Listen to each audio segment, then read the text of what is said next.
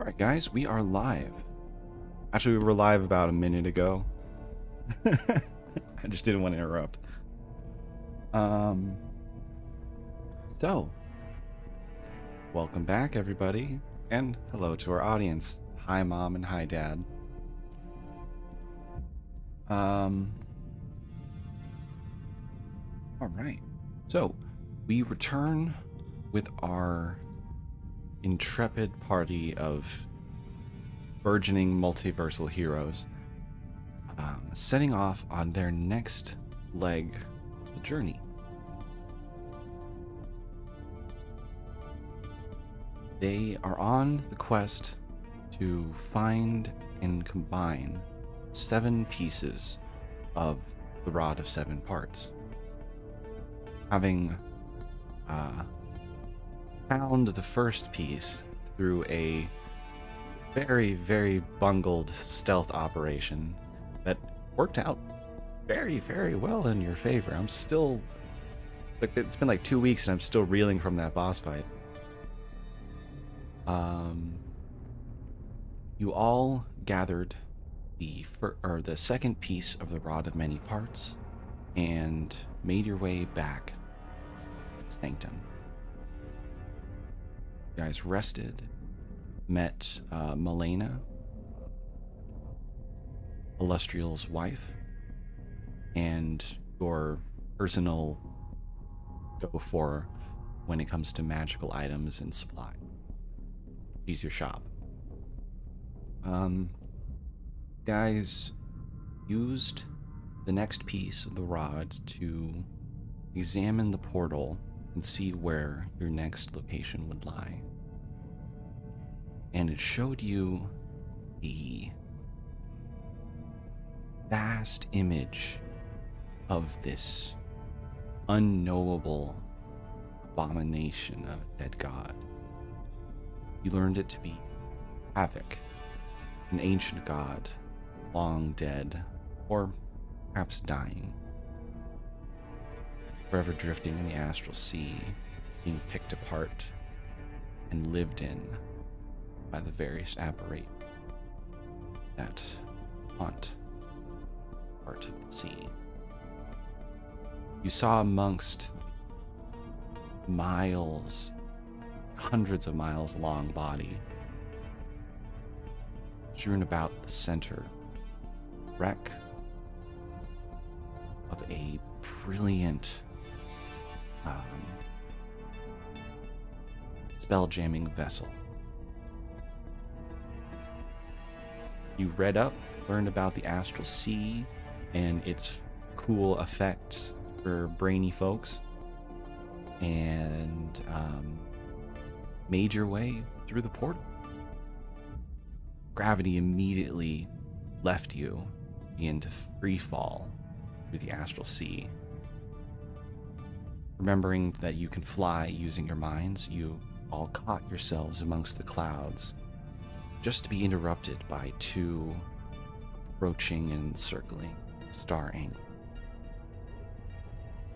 Azoth momentarily fell for a few distractions, or I think it was Morlin, but you all managed to not fall for their lures and kick a bunch of angler ass, I guess. I don't know. From there, you descended down upon Havoc, found the wreck of the Lambeth Zenith, a once noble and powerful crew of well-to-do pirates that would adventure around the astral sea, helping whoever was in need.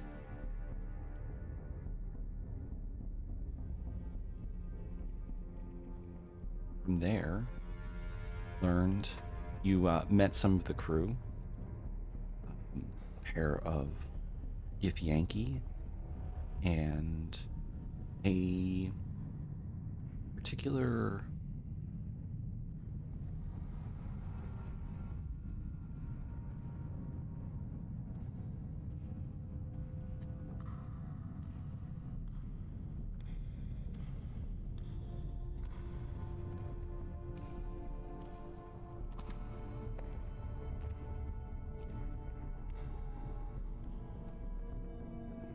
a coatl in the guise of a halfling priest, spirit.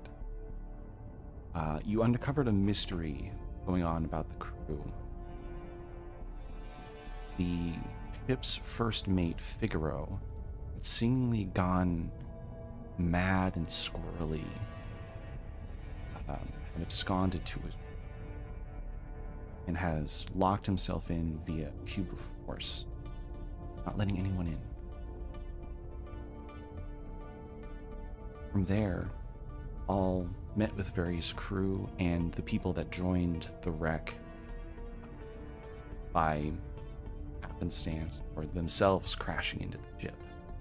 Notably, a Gif by the name of Ilren and a curious, sullen druid, an elven druid named Darren.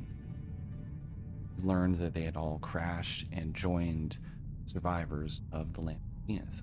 Ilren taking over the command with Figaro's sudden, stricken mental illness. You guys immediately searched your way through the ship, finding the secret door, and upon meeting Sirit, you started to put the pieces together that Ilren wasn't what he seemed to be.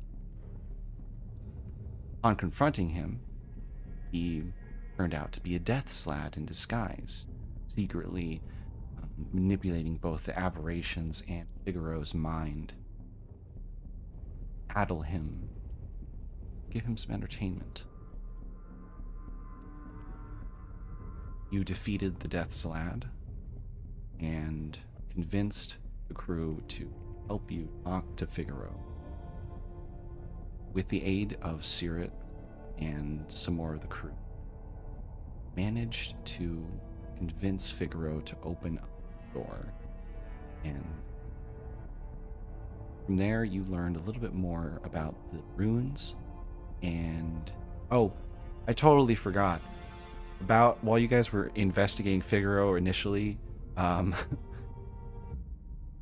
Cassia attempted to teleport herself in and was immediately racked by the befuddling effects of Havoc's heart, teleporting to a random location elsewhere on the ship where she met the captain,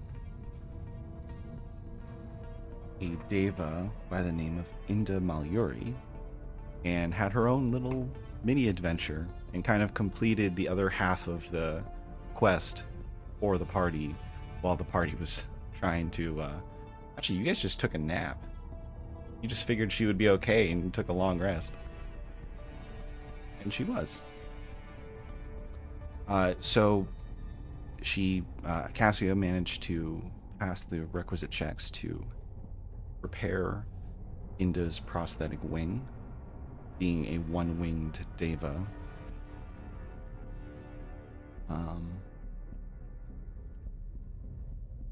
And you were all reunited, just as Figaro was being convinced to come about. Reuniting the entire crew, or at least what remained of them, you made your way to destroy or deactivate 2 runes that would open the way, sealed safe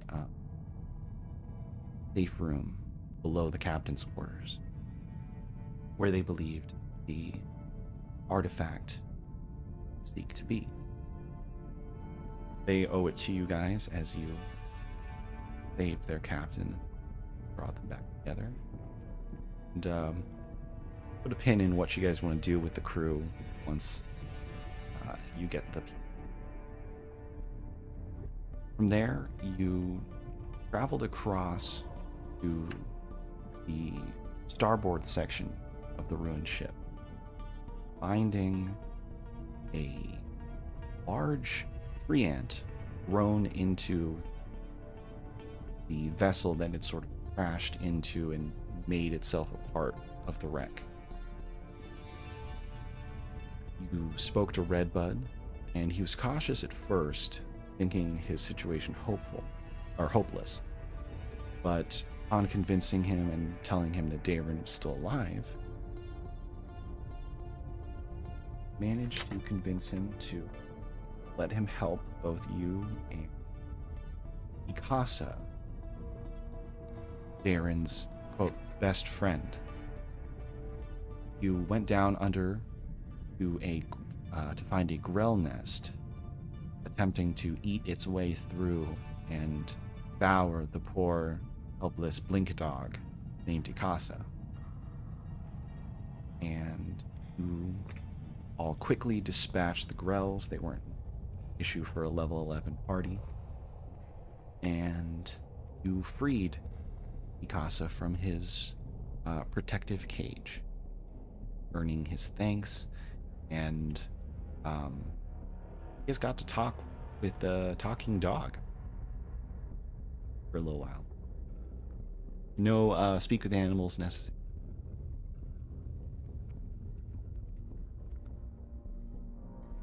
Unfortunately, he's Darren's best friend and just wants to be reunited and go continue on. Like, it was just a weird druid, a tree, and a talking dog on a little ship going on their own little adventure.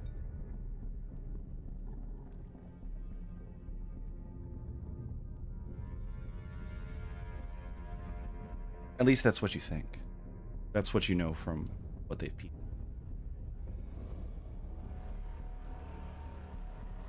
There may be other things they don't know. Either way, you freed Mikasa and helped him go back to his best friend. Hopefully they'll find something for Redbud down the road. He'll be fine.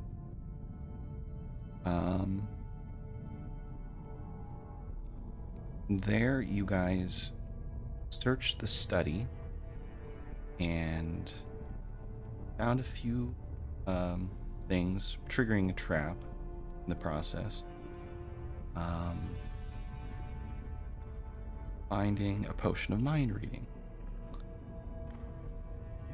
as well as more hints leading to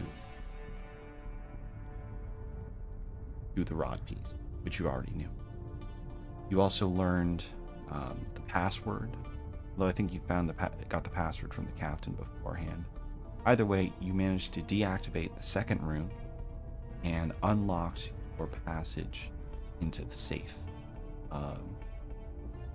room of the hold.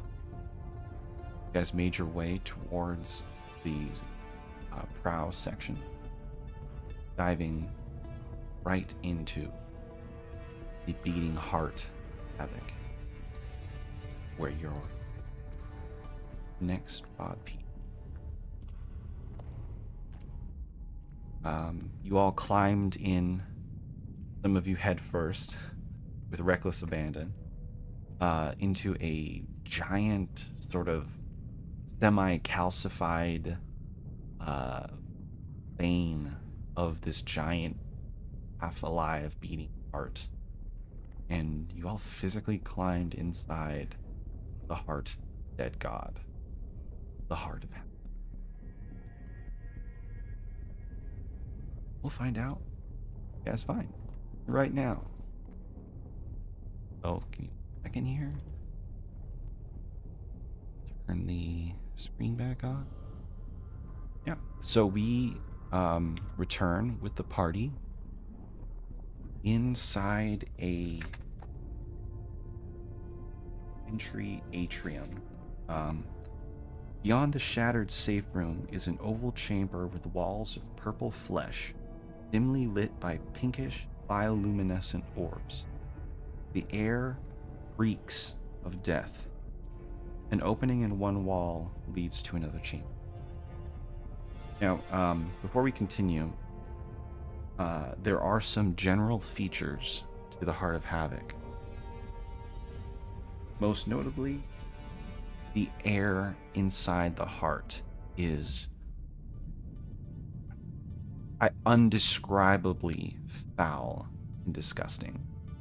It reeks of eternities of rot and decay.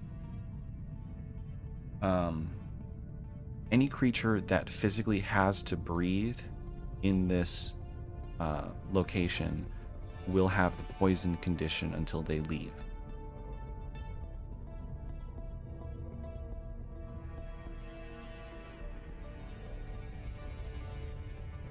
You do have to still physically breathe. There is breathable air, or the metaphysical facsimile of it in the astral sea. You just don't age, and time doesn't move. You also don't need to eat. You're basically in the same state that you arrive in, but you still have to exist in that sort of functionality. Yep, you're all poisoned unless you have some way to not have to breathe.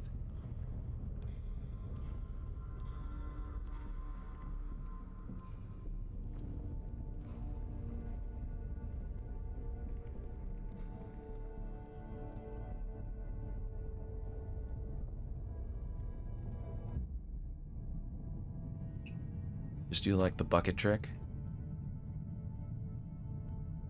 Everybody casts water breathing and then take turns breathing in a bucket. That would help for like checks, but if you get into combat, which, I mean, like, let's be real, guys.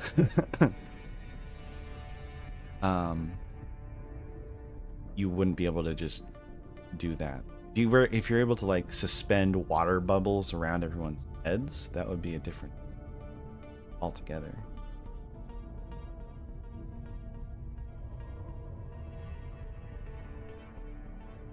Also, I'm just gonna say, Seraphina's treasure sense is tingling at obscenely high passive perception. You notice a glint in this little pile of refuse.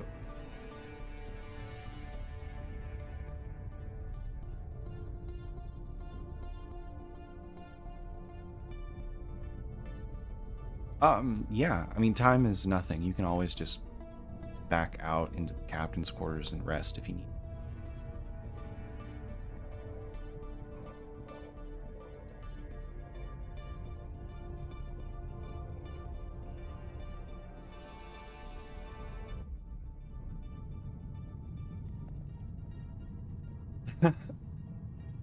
All right, so you start digging through the muck that's kind of slothed over and kind of embedded itself amongst this treasure. It looks like this is some of the remaining treasure that kind of landed here after the ship crashed into the heart. You find a gilded spyglass worth 1,000 gold.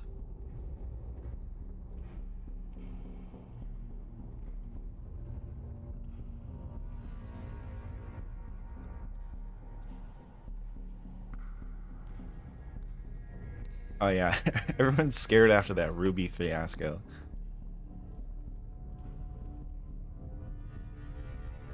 Good at traumatizing you guys.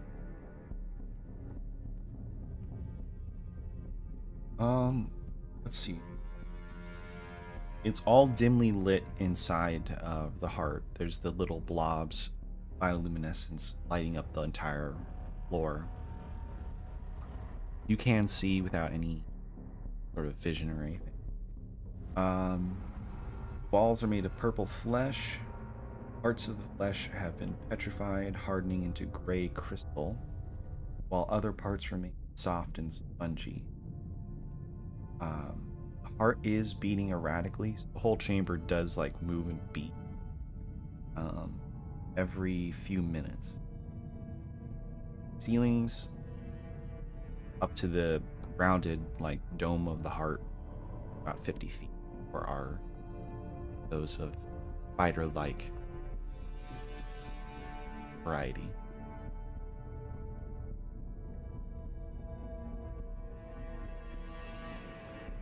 You guys go into the heart, pick up a spyglass, and immediately nope out to take a nap.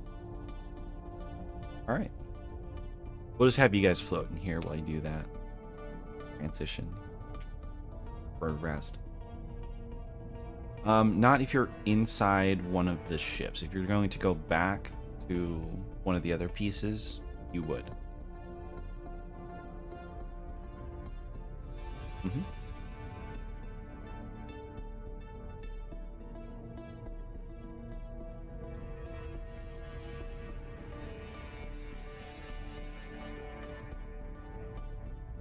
Seraphina just makes a tree out of nothing and then takes a nap in it.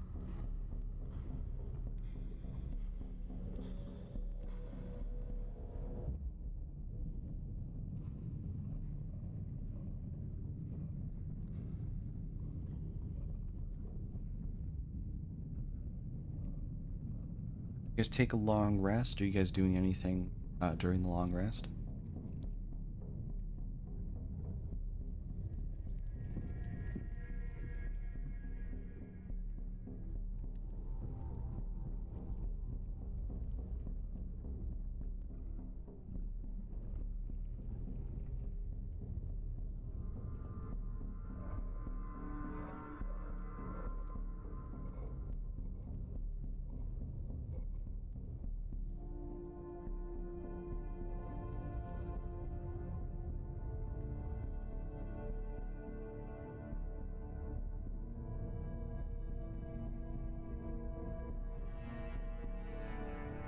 You guys don't have any items that could prevent poison?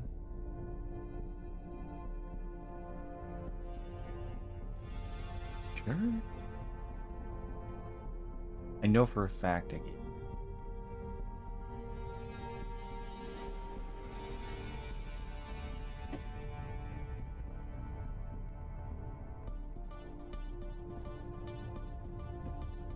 I know you guys found a necklace of adaptation in the lonely tomb.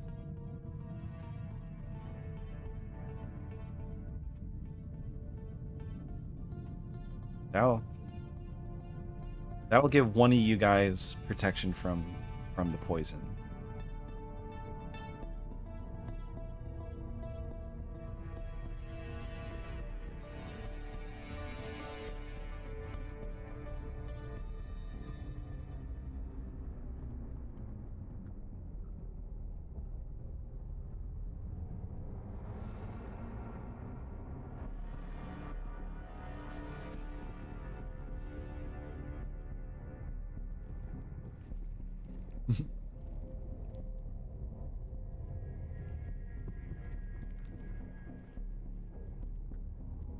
That get two of you. Better than all of you. And then it would immediately drop again. I mean, you can technically hold your breath for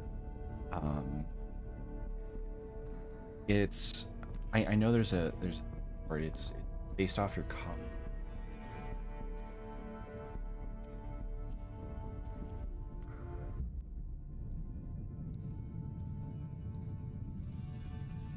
You can hold your breath equal to 1 minute plus your con mod in minutes.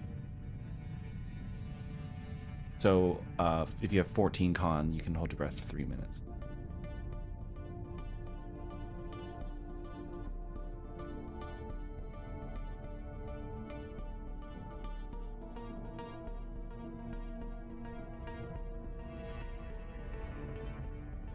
But anything with a verbal component, spell, or anything like that would mean you have to breathe.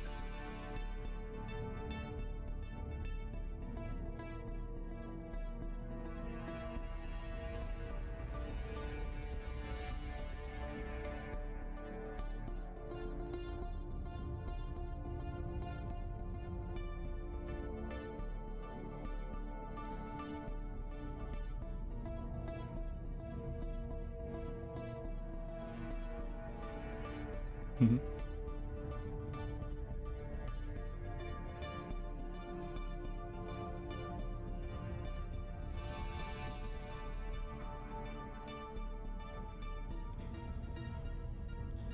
No, it is deeply.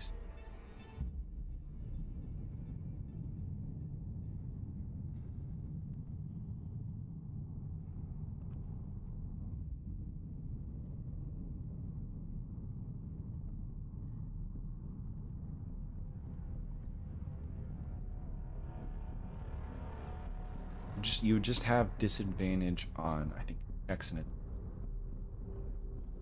it's bad, but bar level.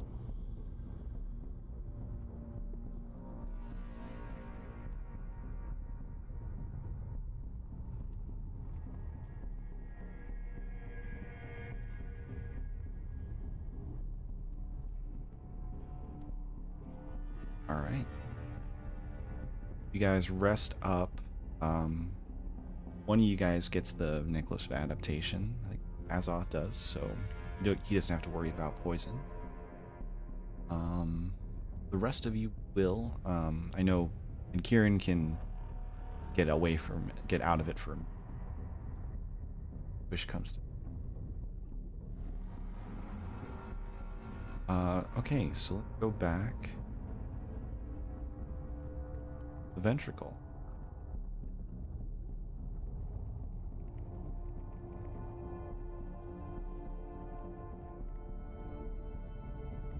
Yeah, so we are back in the entry atrium of the heart.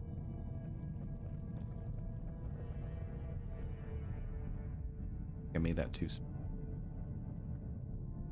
Yeah, you poke through. See a large open ventricle chamber.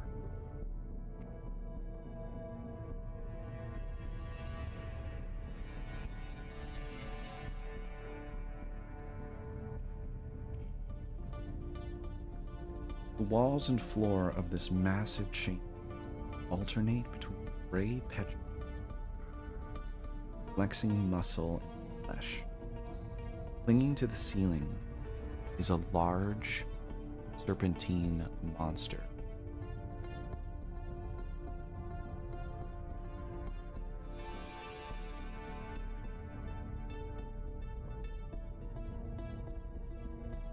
Hard to put the spotlight on things up in the air.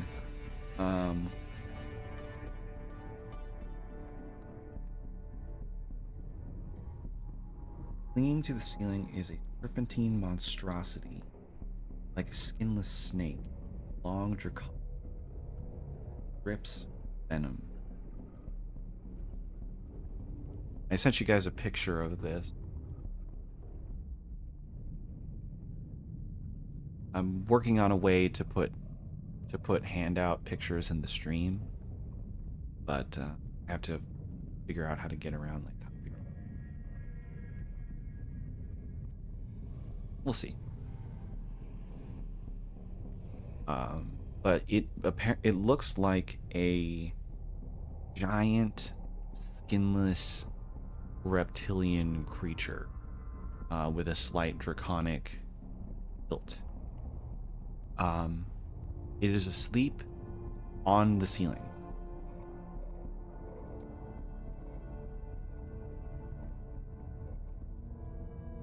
All right.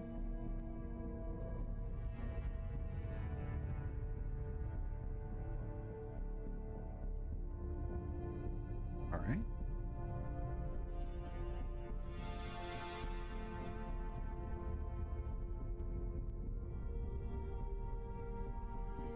Yeah, let's go ahead and do group stealth for everybody. It is with disadvantage for all of you that are poisoned, but you do +10 from past that trace, so pretty good average either way.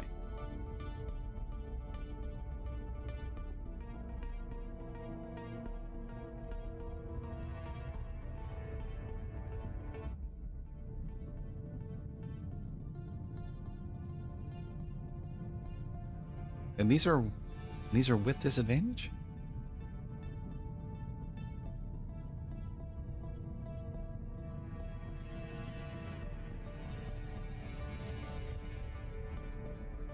Oh, I had the wrong campaign's dice log out. I wasn't popping out. Yep. Not bad. Yeah, so you guys are definitely stealthy enough to progress.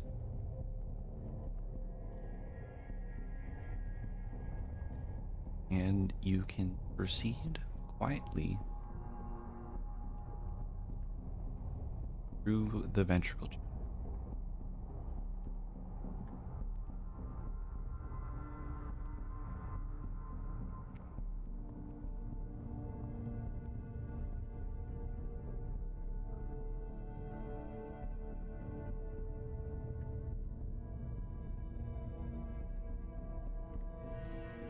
One of you guys were really close.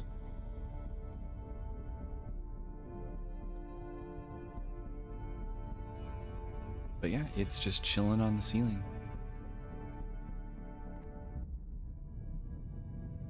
Guys, sneak your way through the squelchy, gross. Well, actually, you guys can technically fly, so you can float above it if you don't want to get dirty. But you come to, this is atrium of the heart. The air here is humid. Pulled on the floor is black sludge that shimmers like an oil.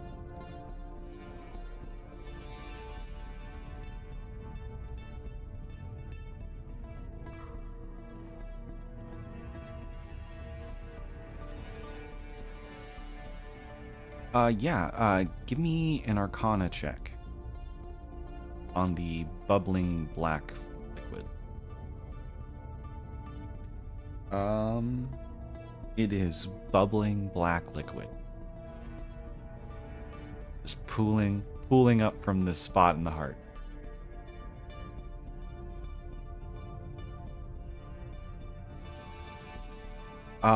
You try to examine it, but like a big puff of this noxious fumes hit you and distract you. It is bubbling black liquid coming up from.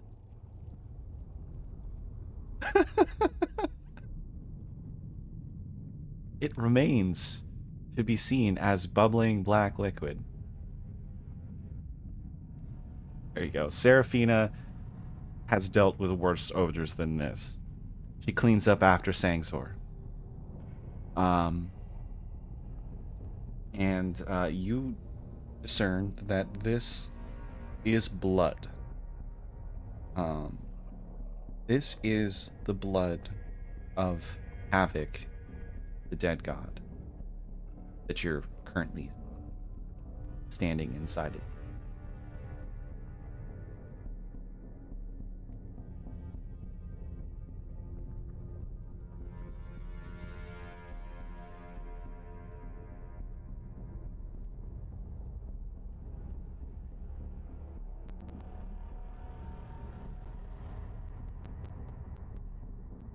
A lot of demon summoning spells require blood that was spilled or killed from, like, within a day.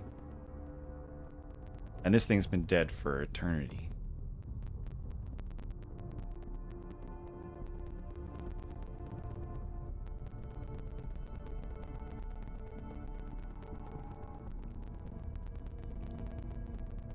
I mean, certainly can try. Like, it's there. Alright, so Azoth, you willingly drink the blood, a little sip of the blood of a dead god. A little sip. It tastes like pure iron in your mouth, and it suddenly suffuses itself, like the power of it. That little droplet of blood suddenly suffuses itself in your body, and you feel a rush that you cannot contain in yourself. You are going to take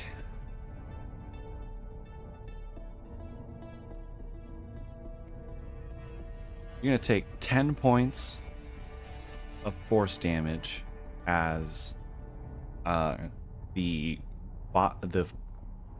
unknowably divine and undead force forces itself out of your body. A mortal cannot contain this energy.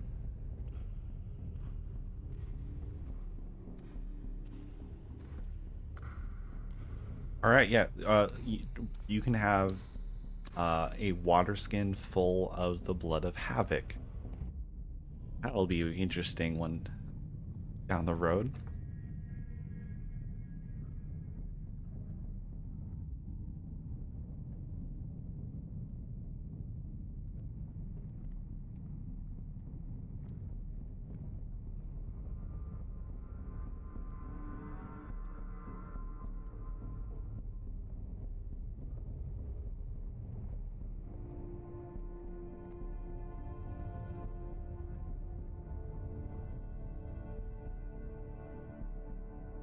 To what end?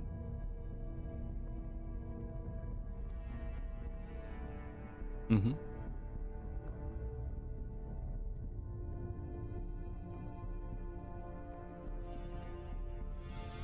Um, I don't think it would. I think you'd get a lot of mixed signals considering you're standing inside a dead god's heart. Um, detect, locate object would definitely work though. You need something a little more specific. There is also a calcified over ventricle right here.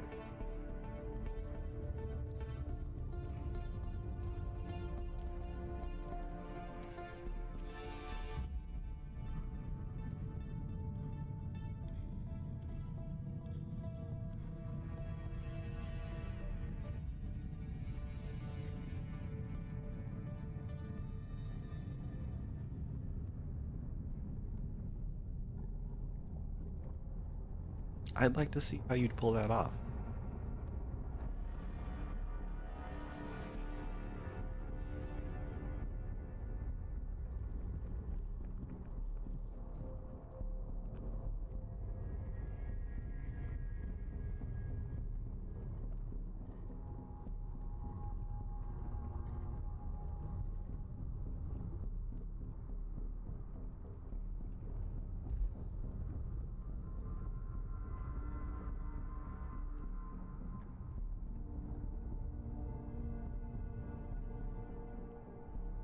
You're just gonna make like the hole underneath it and let all of the rocks fall down.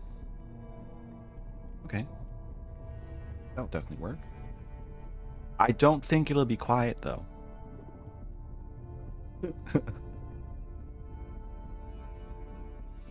Oh, that'll work. Yeah. Yeah, you make a little silence bubble and let Kieran do his work, and it just all falls away silently. So I didn't put the ventricle in because it's really hard to do with um, Tailspire, but there is an exit right here. Should you need to escape?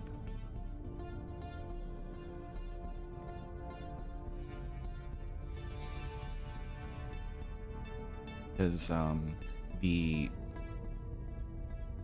you didn't figure it, you didn't notice it earlier because the heart hasn't beat yet. But every time the heart beats, the ventricles close and open. I'd say right about now the heart beats. It does so.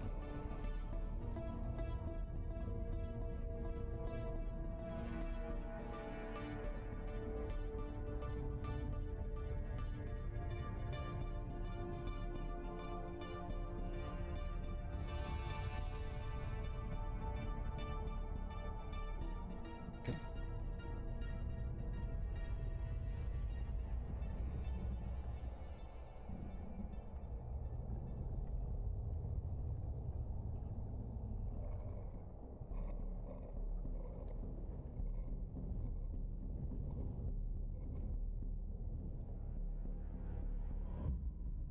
There's the heartbeat.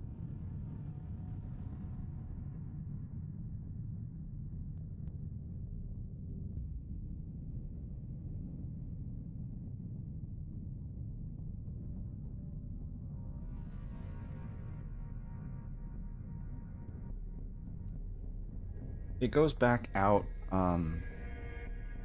to the side of heart, kind of juts out, kind of adjacent to the wreckage.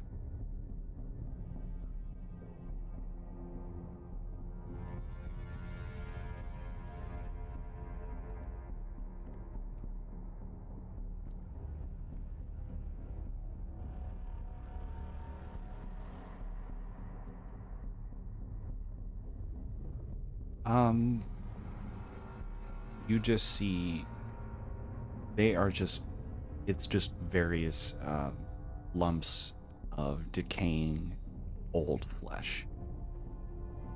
Some of it is calcified over, some of it is. Um, you see, upon closer inspection, you see gouges um, ripped out of the walls and floor.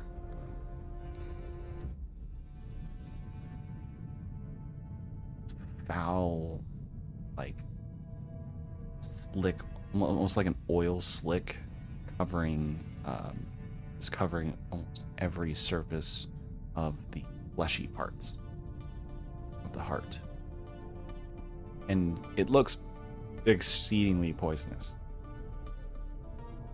You wouldn't want to eat this unless you were the thing that was eaten.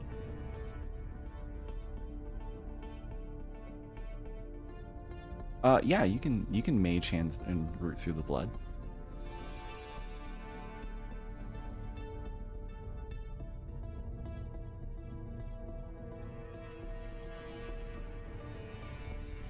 Okay, you sift through, and it goes down into the pool about a couple feet, and then it splits out into several more little veins and arteries that also connect it. That seems to be where all this blood is being fed out from. Give me an investigation check.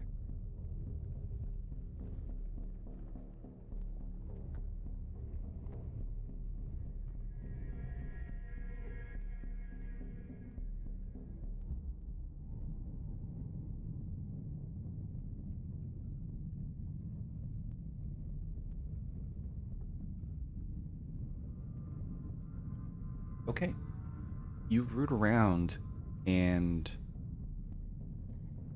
you find nothing but um, signs that this has been eaten, similar to bites and gouges, balls, and floor of the heart. It seems like that creature is being sustained by eating the eternal flesh and drinking the blood this uh, dead god has.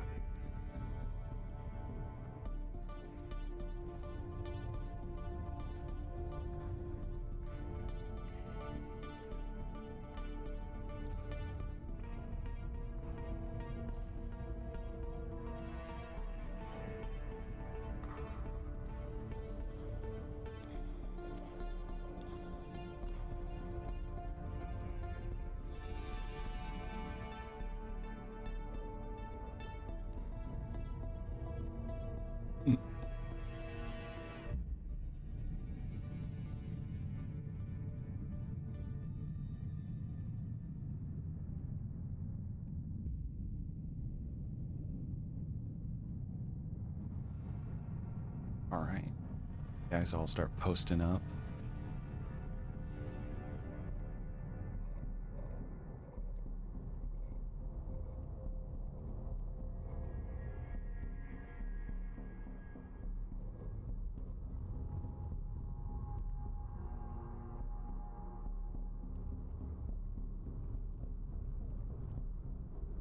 Cool, boss.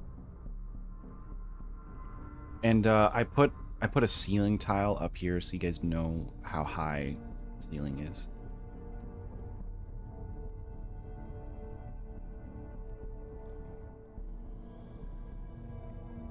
Yeah.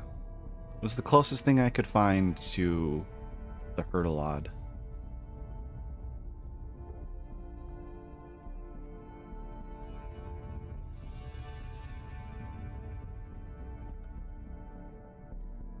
Don't forget, all teleportation magic is completely bonked uh, in anywhere near Havoc.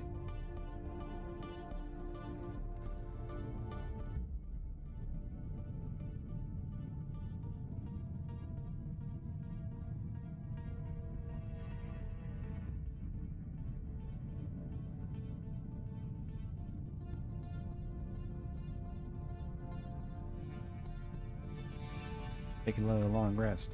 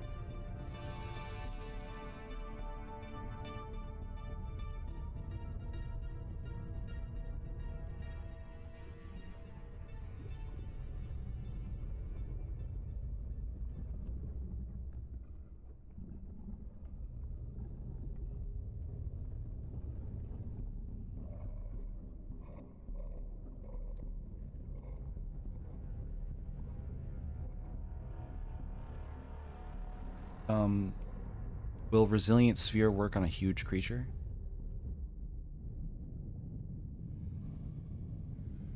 Because this thing is huge. That's to scale.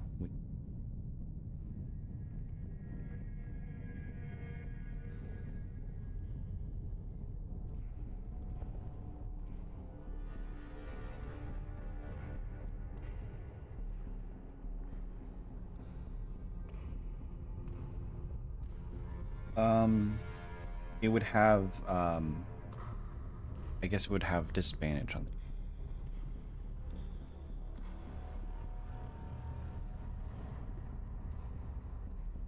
You're definitely getting a surprise round out of this.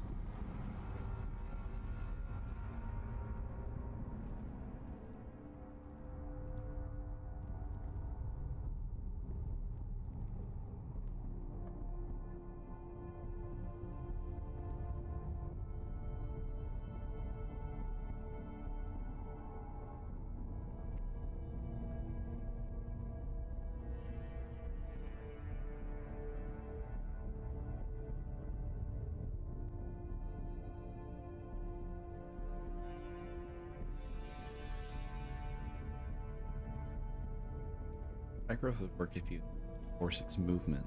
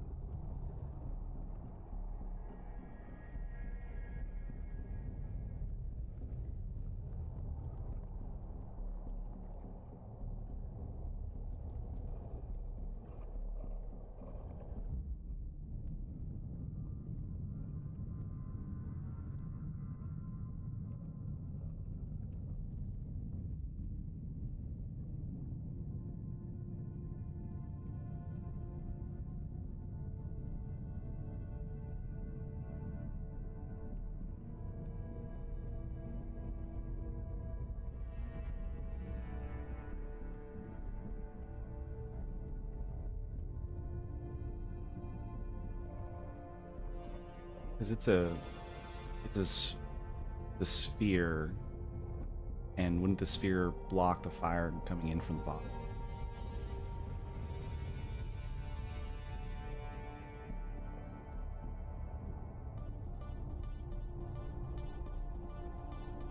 I think the heat metal would work if you managed to jam something metal into it and shrink it.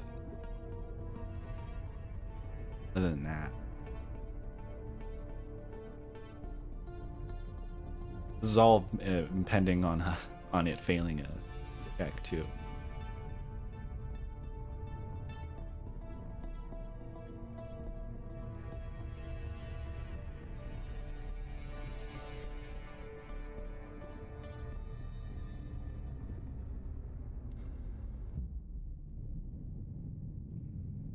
I believe in you guys.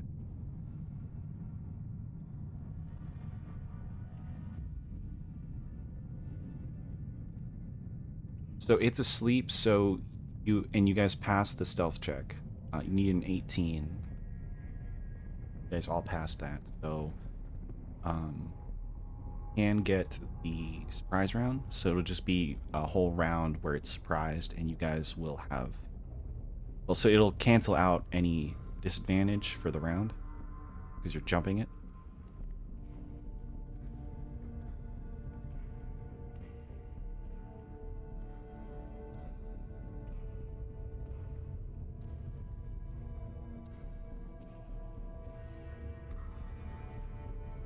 That would cancel it out, but he's not poisoned because of the necklace.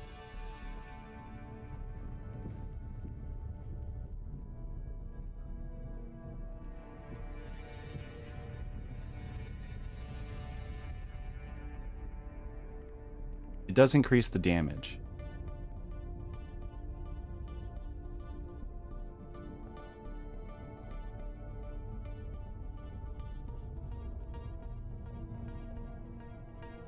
All right. So so you can. So this will still have to take place in initiative. This will start initiative. So, well, your turn order will still matter, but you can hold actions and still and do that. Okay. So I'm gonna start the battle music. Kick this off. It doesn't actually roar out. It'll roar out once you guys attack it, but go ahead and roll for initiative. Disadvantage if you have poison.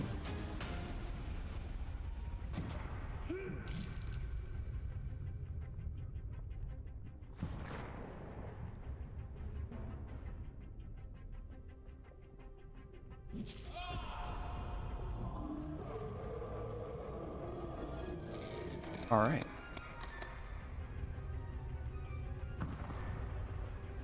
Got 12, 9.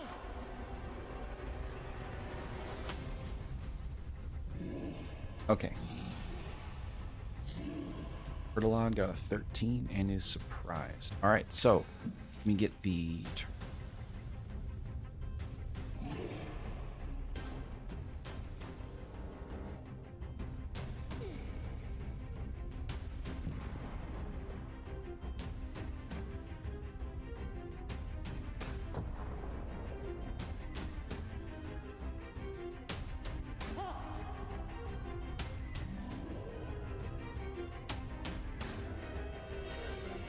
That's off. All right. You're up, Cassian.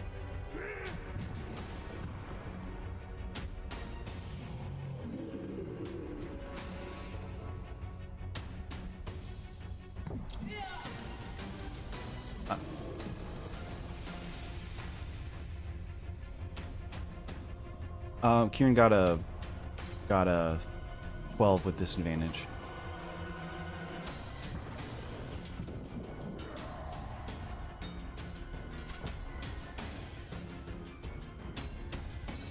Uh, 19 will hit.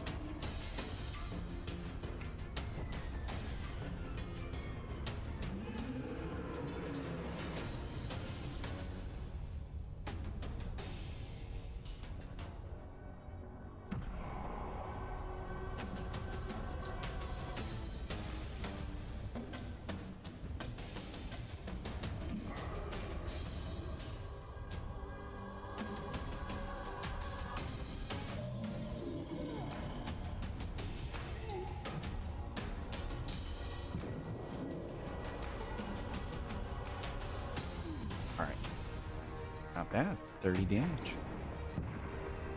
Okay, that will wake up the Hurtalod.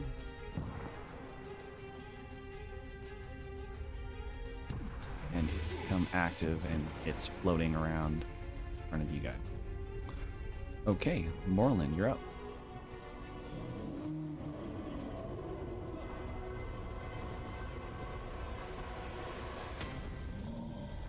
$14 just hits.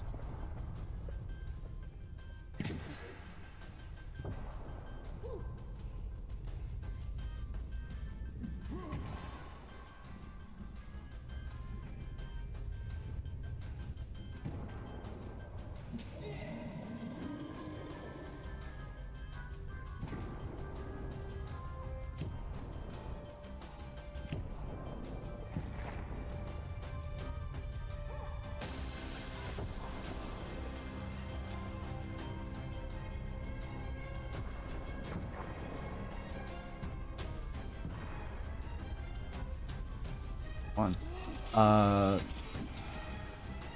You're not within melee distance. You're not going to accidentally stab Azoth as per usual. But you will drop your sword.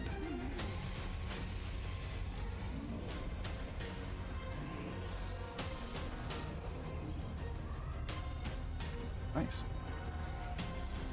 Just before it lands on the ground and clicks off, warp it back. Okay.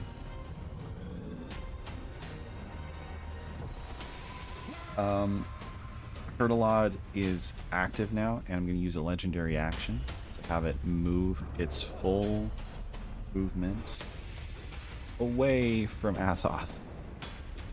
And it will square up over here.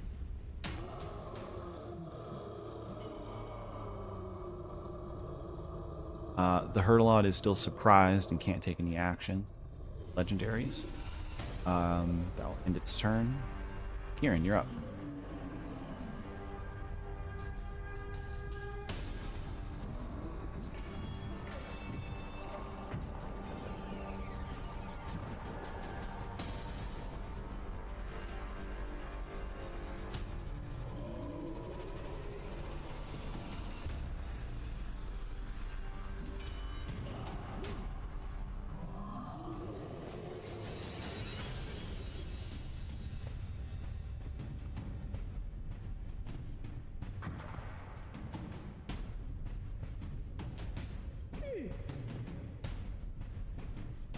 Nice.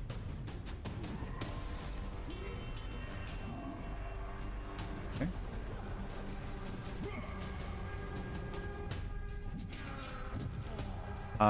That's going to be a 12. I'm going to use a legendary save, or legendary resistance.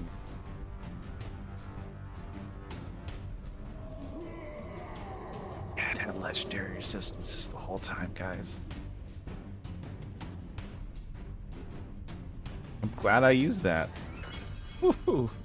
So it'll half that for 40.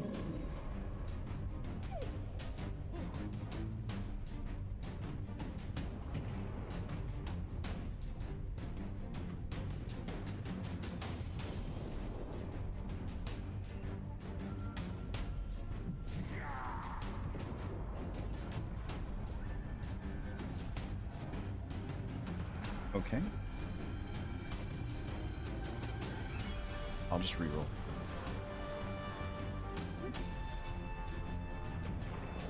Another 12.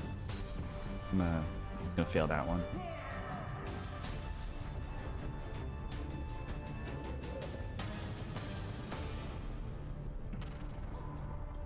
Ouch.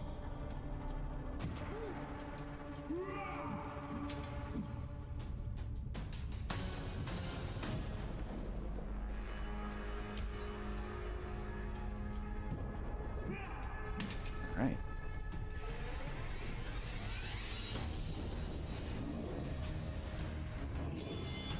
Serafina, you're up.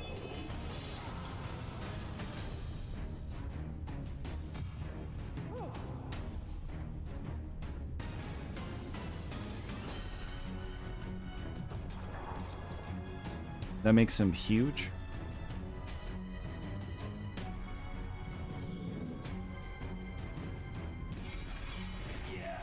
Float you down a little bit so you don't bonk into the ceiling.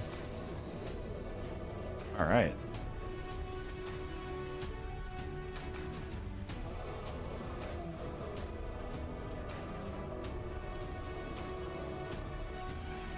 Sorry, what was that?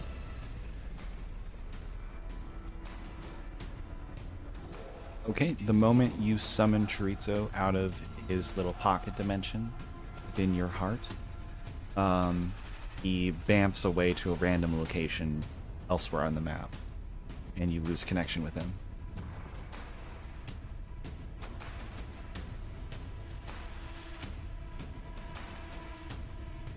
He shows up right over here and then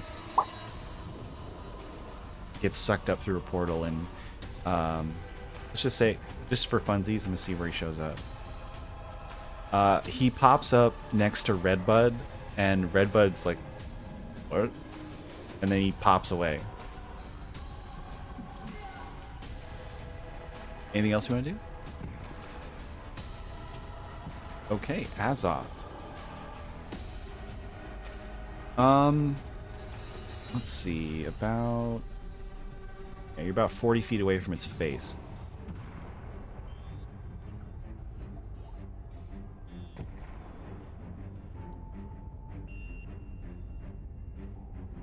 Cool, you light it up. Okay. Okay.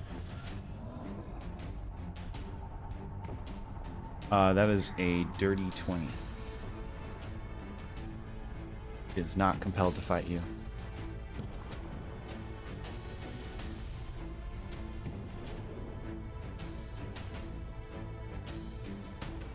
Okay. That is going to be a 9. It is compelled. You can also give advantage to someone.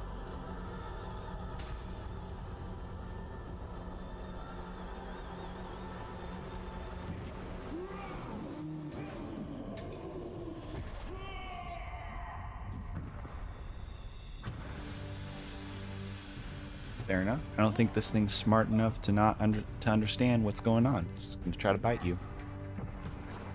Okay.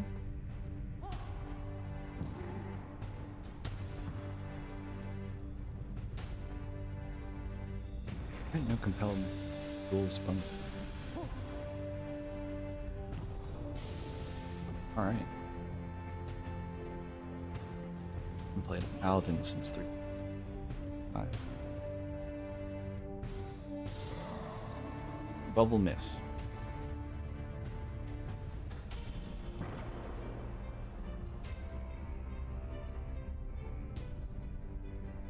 $15 will hit.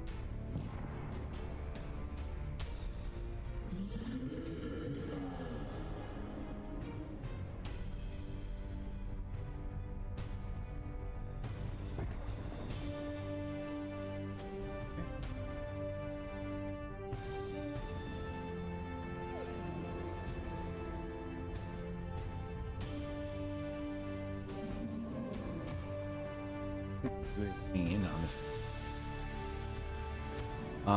Okay. Cassia, you're up.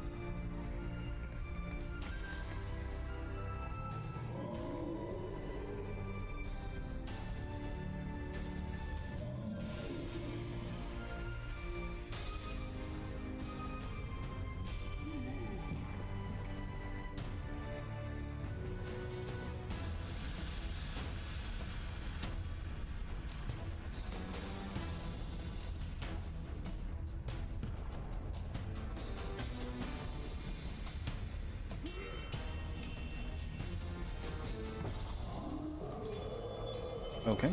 I'll make a dex save real quick. That is a 15. Okay. I'll make I forgot to make a note of this. When Kieran hit it with a lightning bolt, all of its muscles, because its entire body is just exposed muscle, it all sort of twitches and like when you hit it with a like little shock paddles, it almost like the whole body convulses a little bit when it takes lightning damage.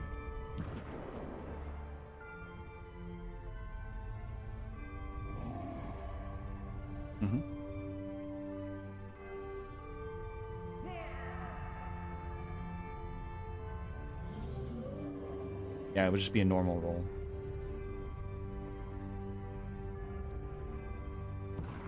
That will hit.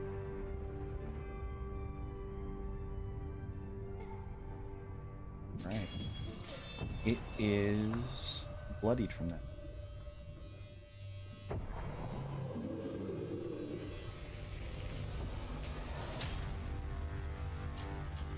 Okay. On to Big Moreland.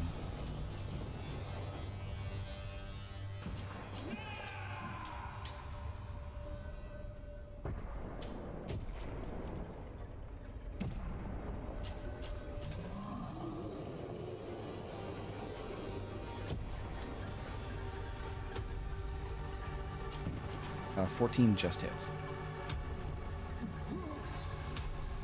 Thing has no natural armor.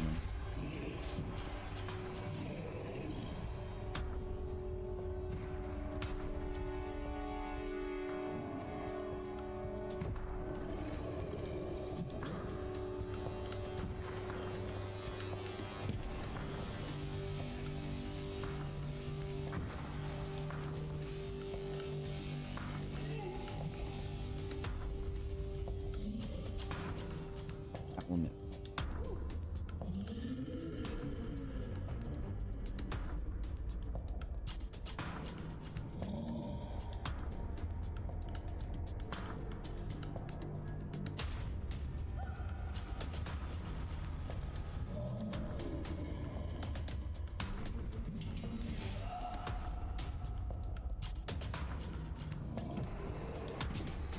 Love it.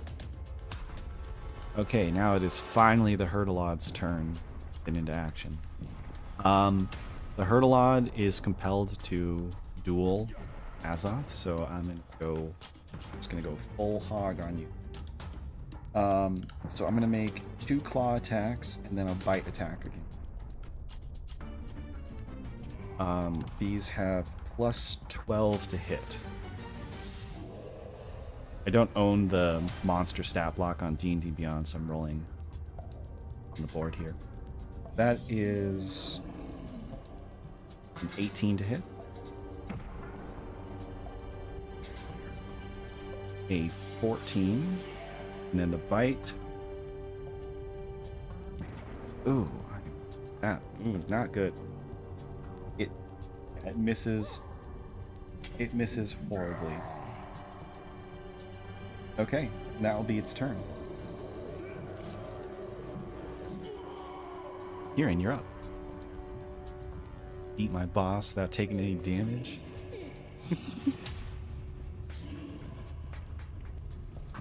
Right?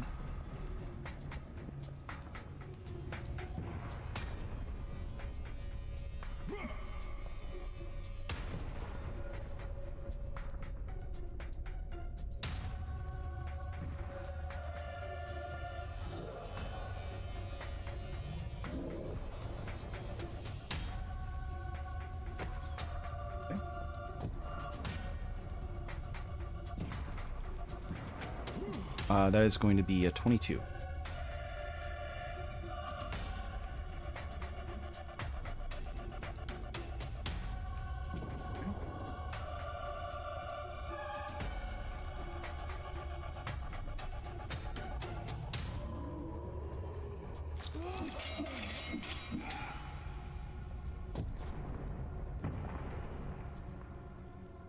Okay.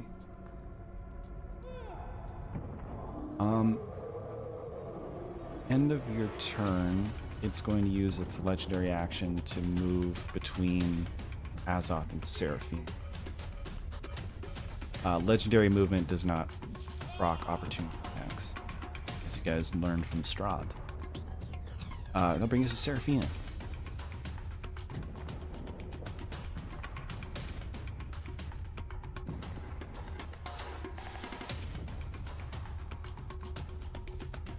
Okay.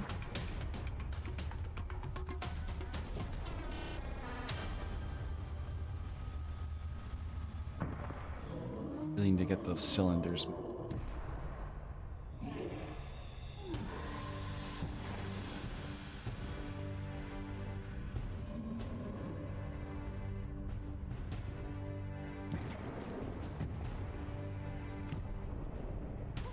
It's so hard to get the angle right.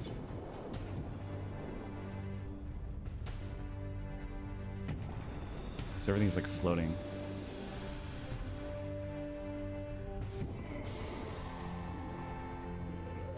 There we go.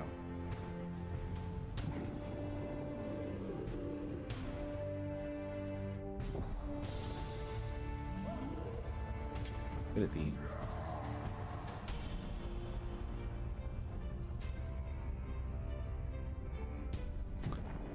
I'm not rolling good though. That'll be 7.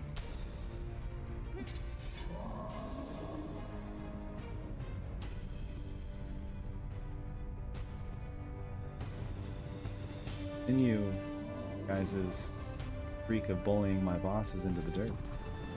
Love it.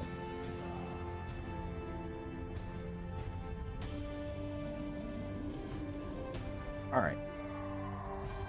That your turn?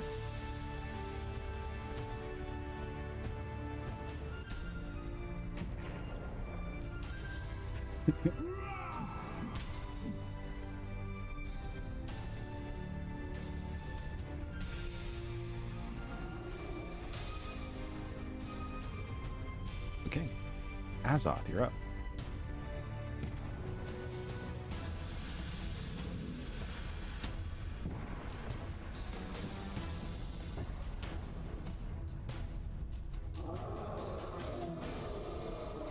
You inflict wounds.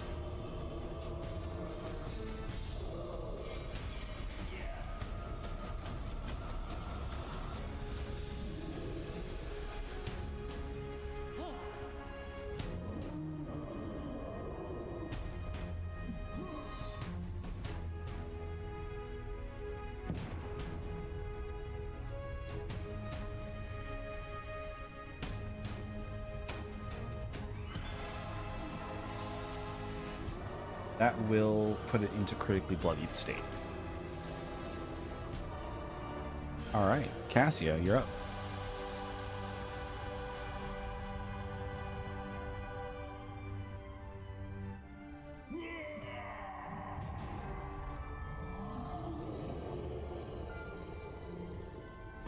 Okay. Go ahead and roll damage anyways.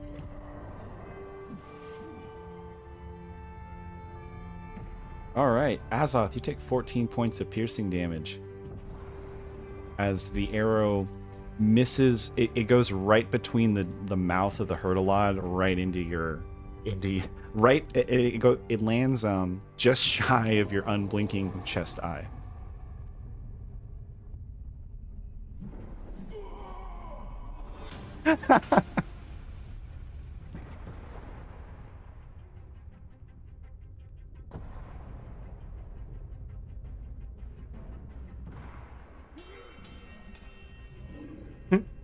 You did declare it. You guys do more damage to yourselves than the enemies nowadays.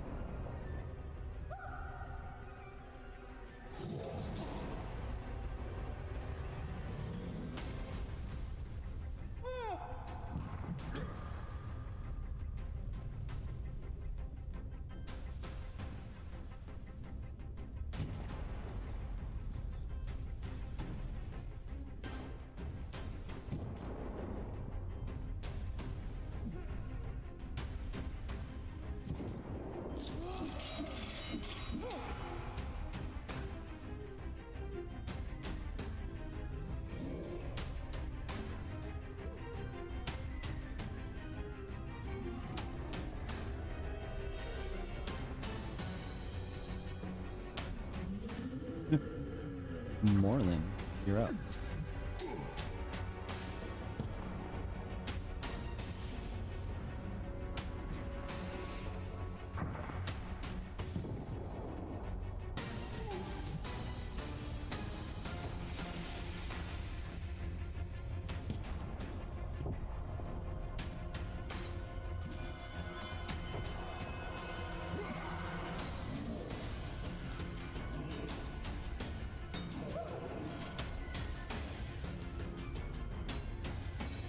This is not looking good for poor old Hurtlod.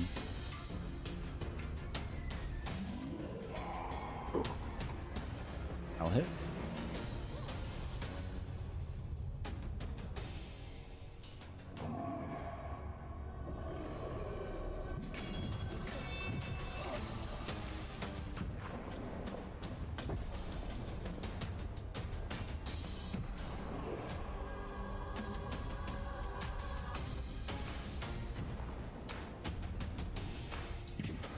I'll hit.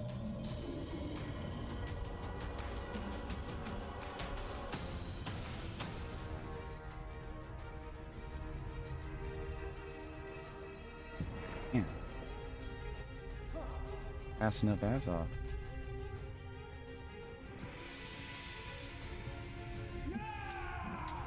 Hurtlod is still alive.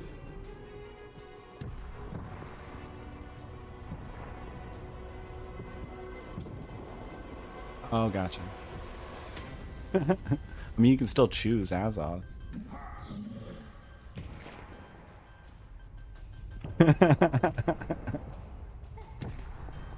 Okay, so that is going to be the... at the end of your turn, the Hurtlod is going to use its legendary action to move around everybody and out of the moonbeam that will most certainly kill it. So I'm gonna have the Hurtlod make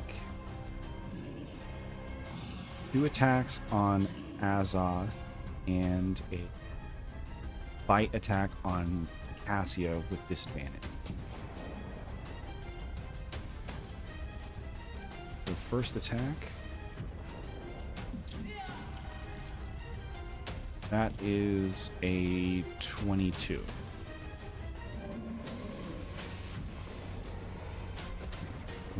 Or in a 16. All right. Then I'm gonna roll.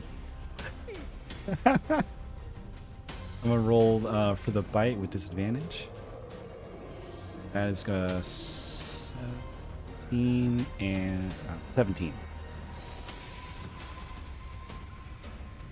All right. I should have just been rolling with disadvantage this whole time. So it is going to eat and swallow Cassia. So you are currently in its stomach. I know, right? You are going to take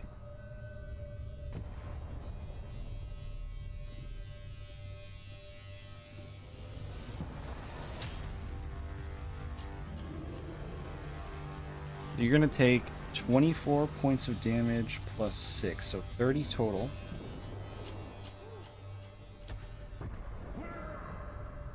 Can you see it? You have to be able to see it. Oh, well, all right. So you can. Okay, yeah. You are blinded and restrained while you're in the gullet.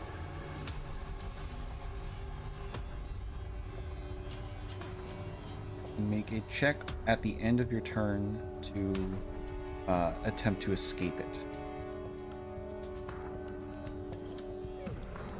All right.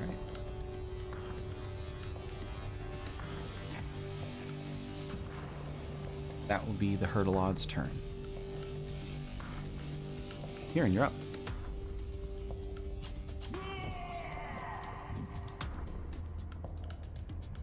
Do not know. But probably. Like a fireball would probably hurt Cassia.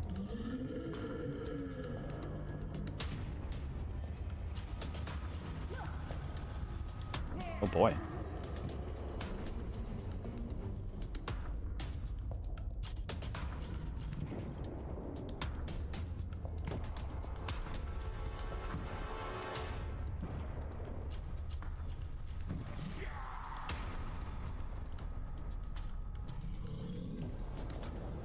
You're attempting to summon a slod. Okay. Pull out.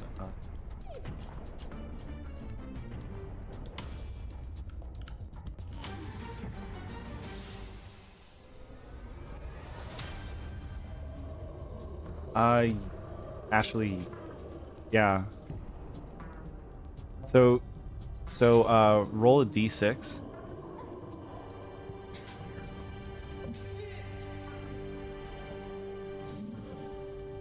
Okay, there's just a slod chilling in the captain's quarters.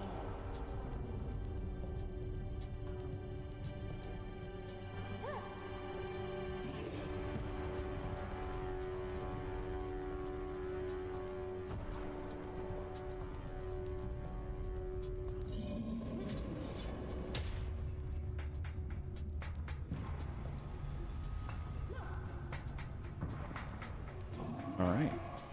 At the end of your turn, I'm going to use the other legendary action, Feed, and the Hurtlod is going to drain life from every creature in its gullet. So just Cassia. So Cassia, you're the easiest to hit, and you shot it in the face really hard. Moreland was next, but he's too big to eat. Oh, I didn't see what that was. So you take 13 points of damage, and the Hurtlod is healed the same amount. So that's probably gonna help. But it's getting its licks in. That'll bring us to Seraphina.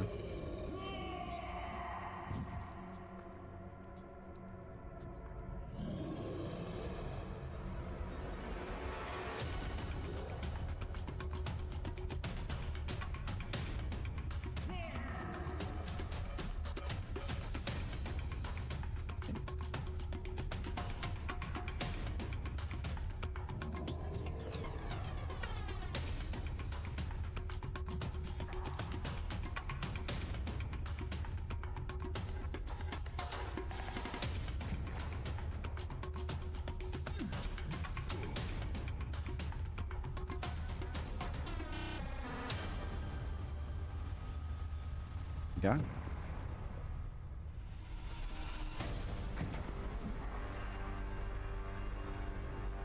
Oh, that's like a 11, I think. 12. That helps much. Okay. Sir, no. How do you want to do this?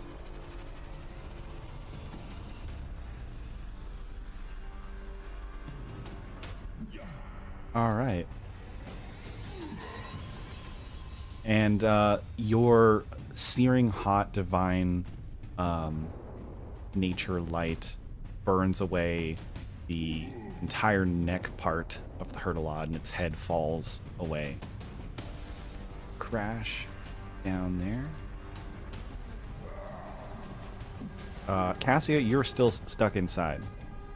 That will be the end of combat.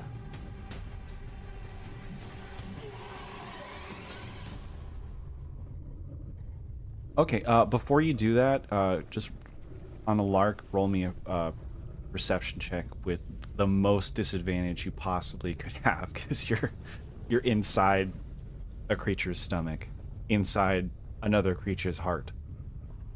17. Okay, yeah. You bump your head into a something metallic.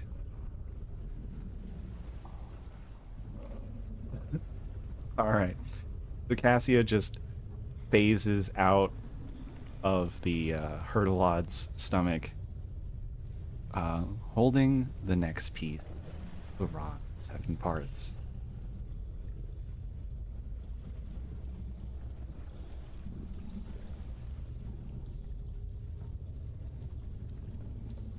Yeah, you've been the one that finds it through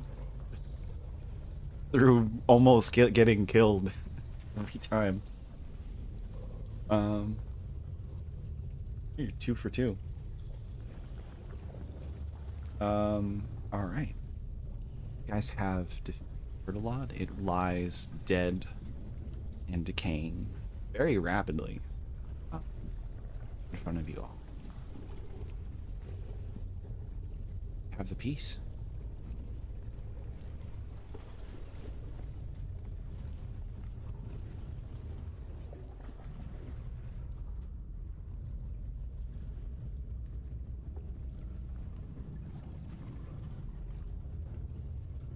Okay.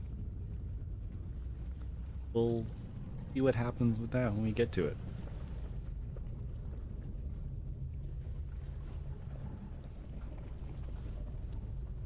Um, not with your guys' capability. Um, you're in a graveyard.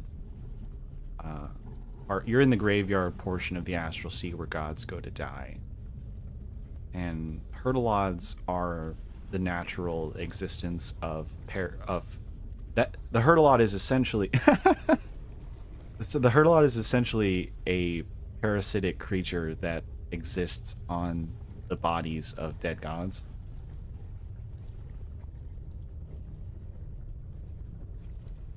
Yeah. Unless you have a way to kill a god, there's no real way to get rid of a dying or half dead god's remains.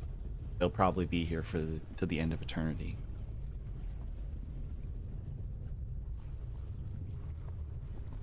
Maybe get enough secrets.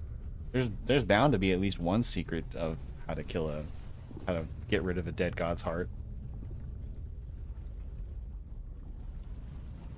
You might. Everyone has secrets. Whether the secrets have power or not.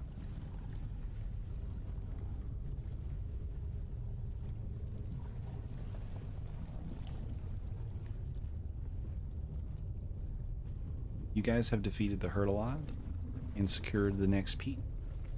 What do you guys want to do now? You know how to escape the heart. One of the ventricles will always be open. Um, and it's just a matter of taking the time to fly up into the sky miles above the wreck of the Lambent Zenith to get back to the portal, turn to the Sanctum.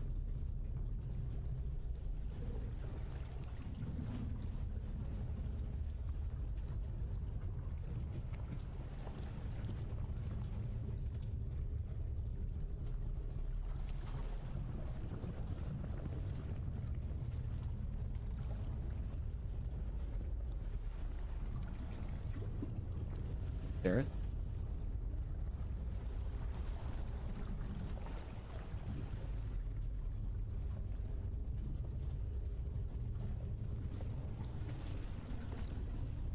Certain can.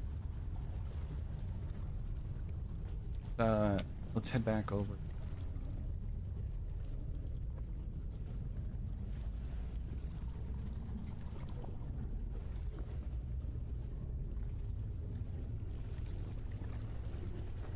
Gotta stick a random slad somewhere. Alright.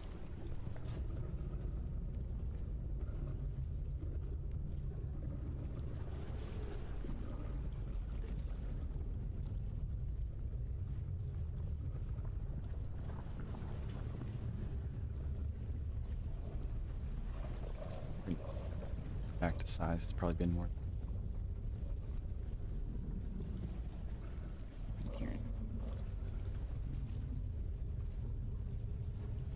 Alright.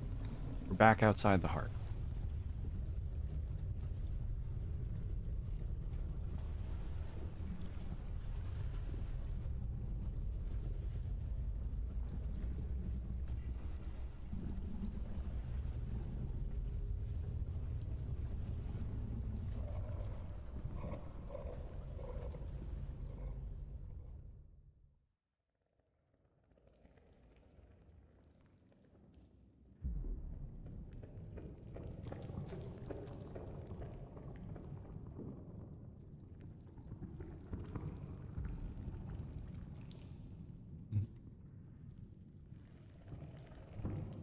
It's been a minute.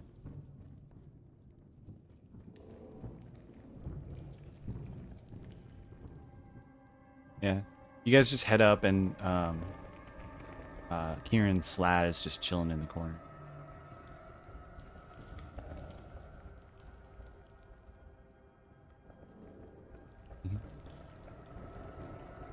Sorry.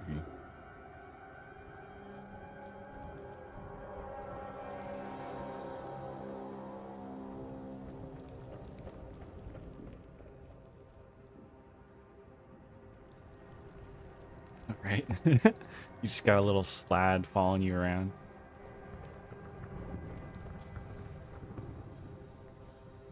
This big honk of rippling, muscly flesh, feet with claws. It's disgusting. Oh, that was Redbud, the tree ant that was protecting the Ara, the doggo.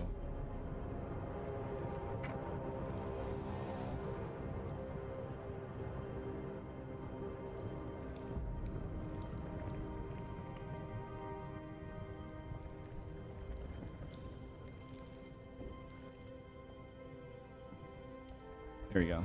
Oh, oh. Started grabbing all the stuff. I get you guys out of the everything.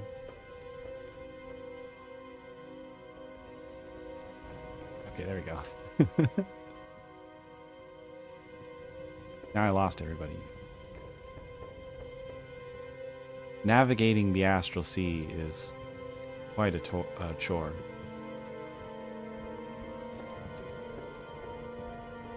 Alright. But people usually just use a spelljammer. Alright, so you guys get back to...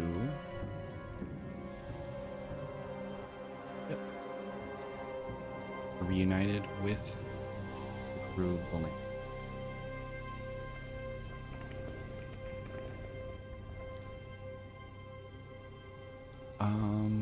Oh.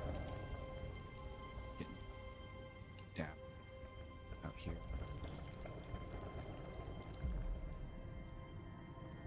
Kara. Did reunite the dock.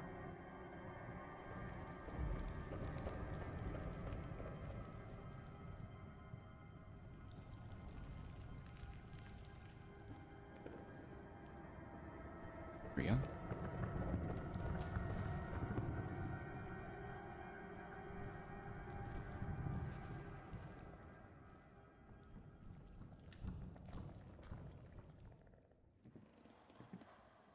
Right. You guys approach with a Slad in tow. They're a little wary, but they're used to seeing you guys do crazy stuff at this point. Yeah, so Inda greets you all. And you successful in finding Tot?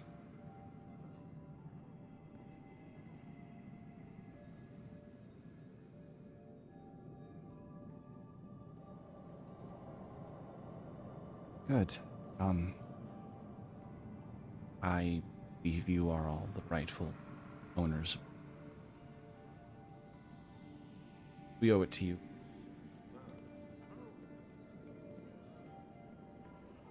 Now, if we can just band together and get off this place. Start to rebuild. Oh. You.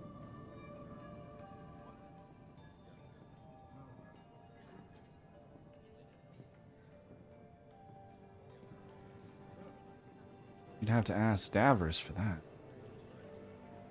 Not part of my crew.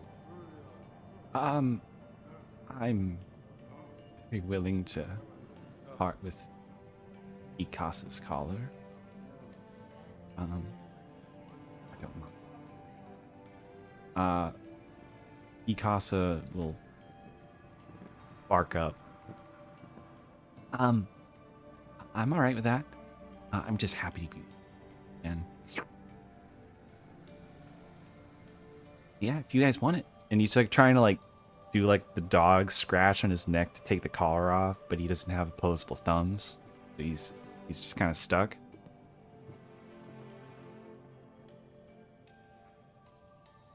Oh, and he goes falls down on one side and starts scratching his leg, or like shaking his leg like a dog, because he is a dog. Um.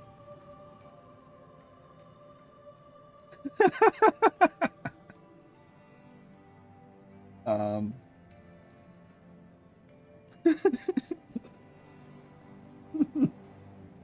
I mean, you don't know. He's a blink dog. He could be a little different. He can teleport. That's different. Um. But anyways, before he lets you take the collar off, he gets back up. Everest, I have something I have to tell you. Um, he like just looks Davros in the eye. He's like that big of a dog. Um,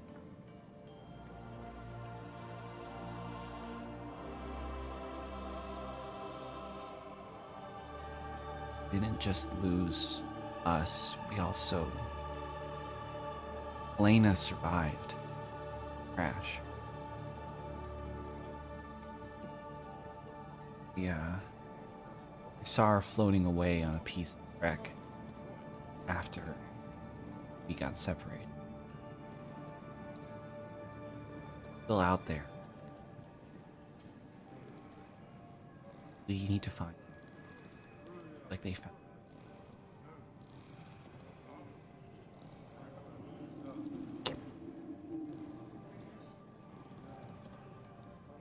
Well,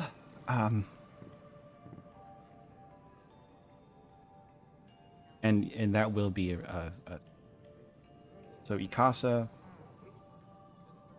didn't tell Davros or Redbud that their other companion, a halfling named Elena Hintertoe, survived the wreckage when they were attacked by pirates. So they were attacked by pirates, and the wreckage of their lifeboat, which happens to have Redbud growing out of it, how they escaped. And a piece of the wreckage still had Polena on it, clinging to it. And she's still out there. Hopefully.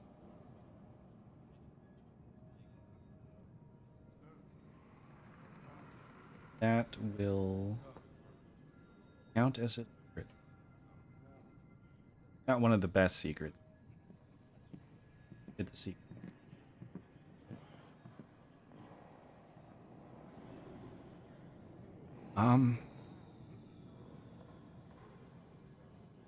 I think we can get some sort of vessel we could find her. I have decent location magic. Excuse me. It's just a bit difficult. Havoc's heart. We can get away.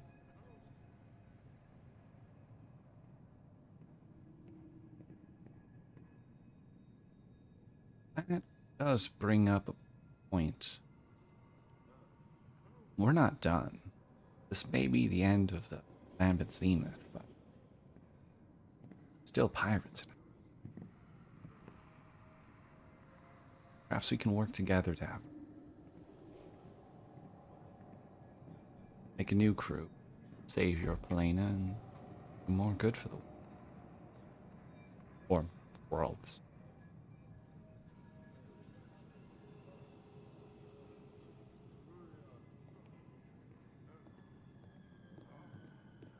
New crew it is then. So the crews of the Verdant Branch and the Lambent Zenith are fully joined into new crew, all through your actions. And what becomes of them is also entirely up to you. they're perfectly keen on staying here and working to fix the ship now that they're all reunited and know how to deal with slads and stuff. You guys want to help them? I'm sure they'd be more than grateful.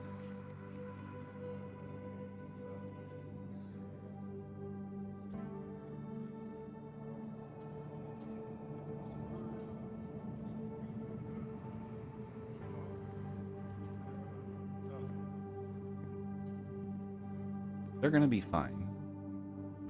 This might take a little longer, but time is nothing.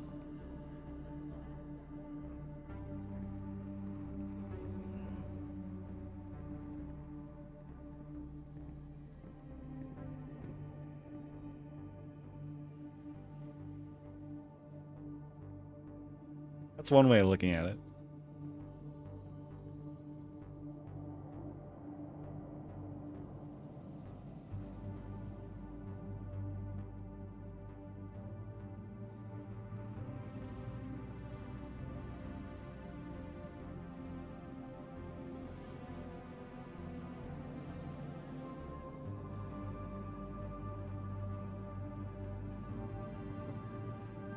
Without further ado, party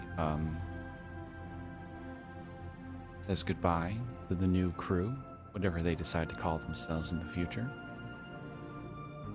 And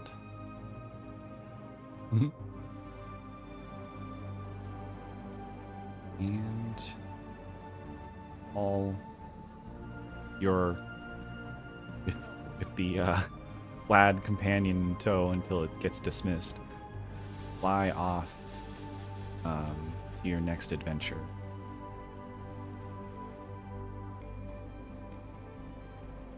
End up in the portal.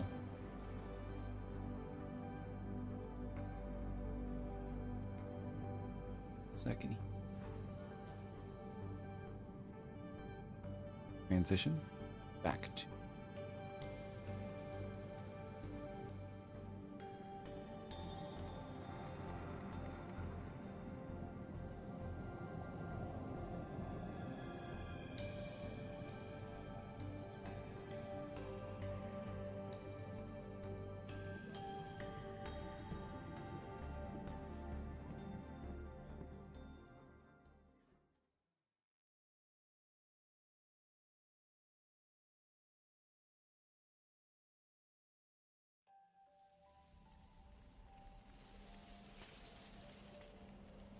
okay.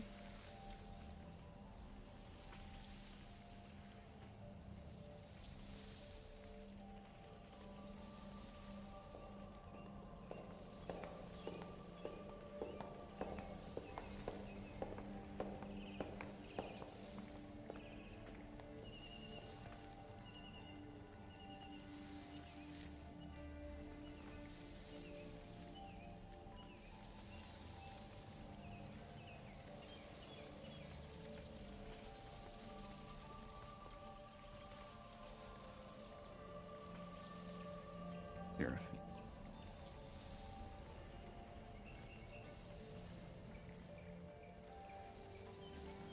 Summon everybody.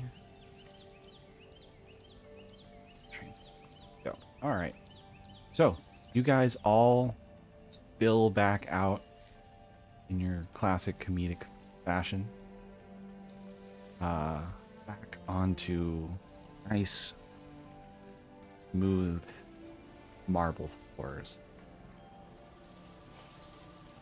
The sanctum and gravity. Literally in the exact same moment you guys step through, you step back out, and three wizards and Milena are still sipping tea in the exact same position you guys left. About time, darlings. You were gone forever.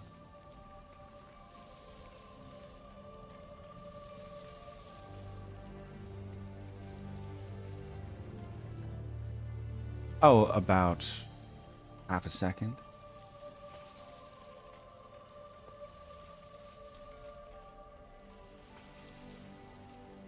Thought you'd only be in there for a quarter.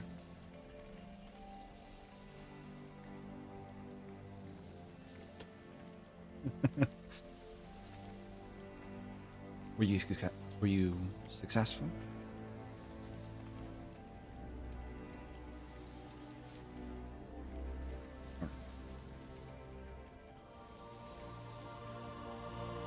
Yeah. Do you uh show them the next piece of the rod? Fantastic. In excellent progress. How was Havoc?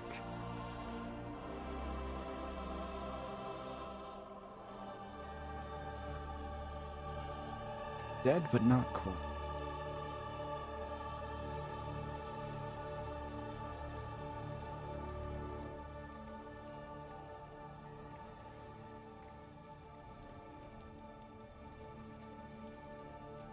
I assume that's what Cassie is covered in.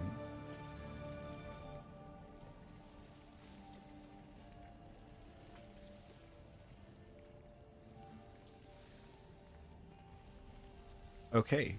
You make soup out of the hurdle. Okay. Save that. Oh, that's that's absolutely disgusting. But congratulations.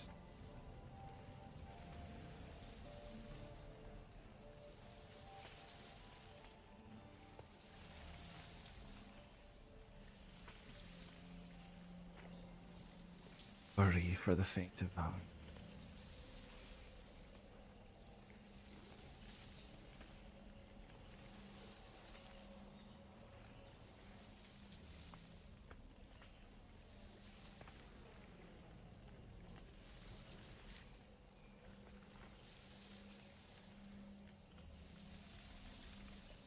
I'm not touch I'm not touching that with a 10-foot pole. One of the most useful items in all of adventuring. Um, such things exist. I'll take it. I'll take a sip.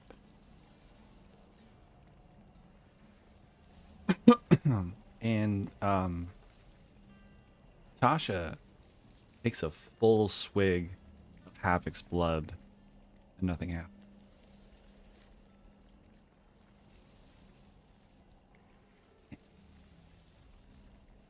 It's a, it's a bit acrid. My taste, darling. Yeah, she doesn't look like she's hurt or anything.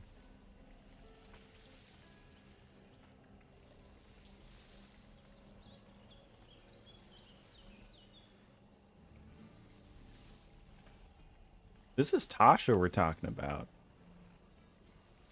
She's, and this is a very interesting version of Tasha. Um, Not that you guys have figured it out yet. Not nefarious by any means. I'll give you that.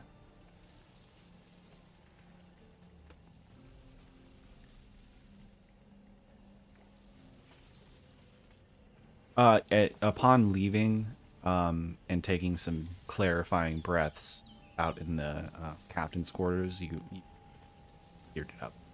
Only while you're inside the heart. Yeah, you're good.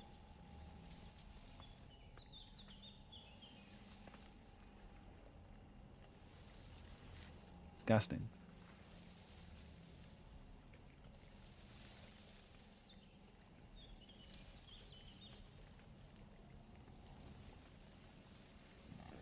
Lay on appendages.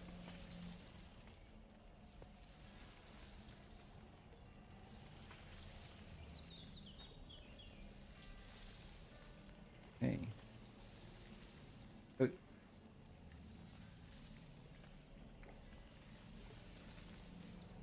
Well, darlings, it looks like you successful. You earned a bit. And she snaps her fingers against Illustrial's rules and makes some of the bottles of wine float down without Illustrial's permission. She doesn't give. Asha. And she pours out a bunch of fancy wine for you all and bids you guys take a break. You guys earned it. Yeah. You guys take a long rest. Um,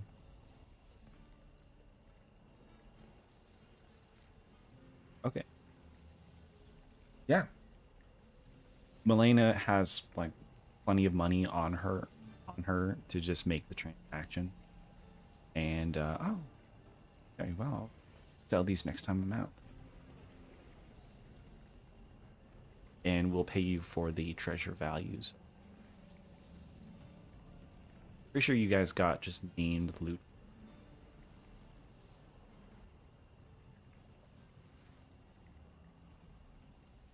Don't have to do any treasure. Cool.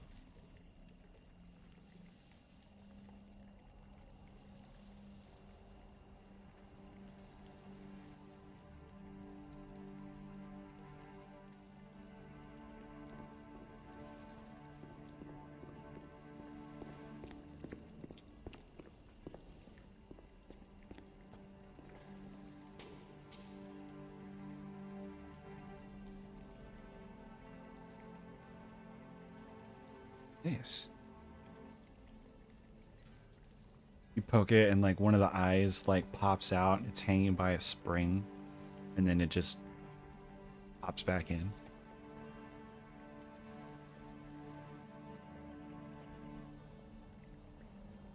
Well, I don't know what that is, love. What's a piddlewick too?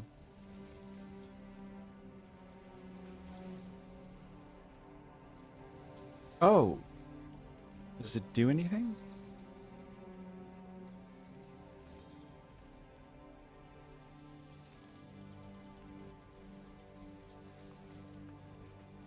Oh, not true. Sure, why not? It'd be a fun thing to animate sometime.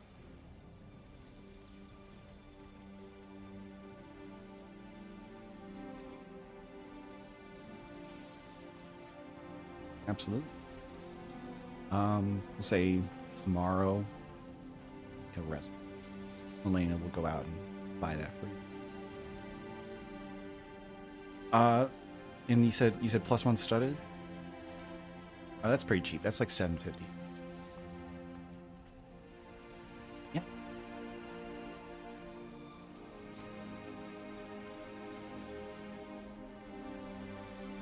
You need so much more AC.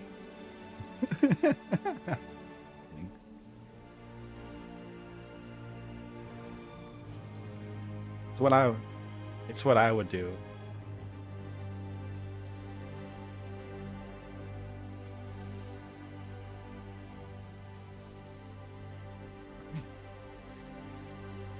And do you put the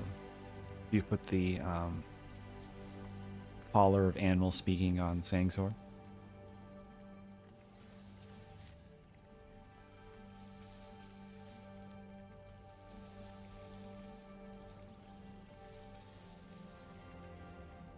Ah.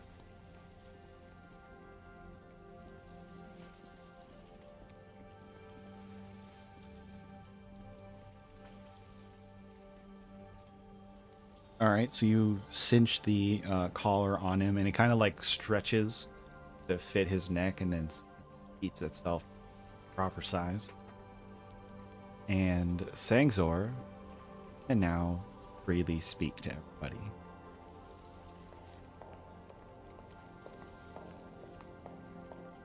Ah, how goes it, fair keeper?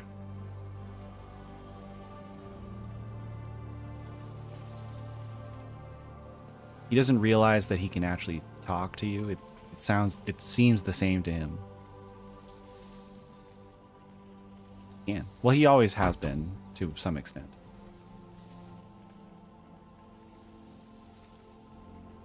Thank you for your hugs, keeper.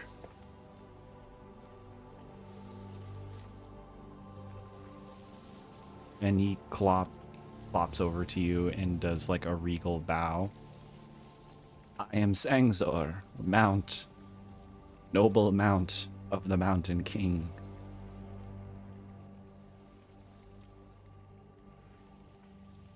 How may I serve you, O great and glorious Mountain King?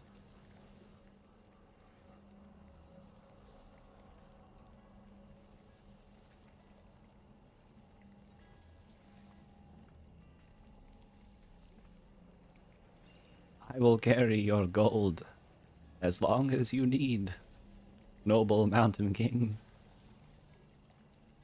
Your burden is mine to carry.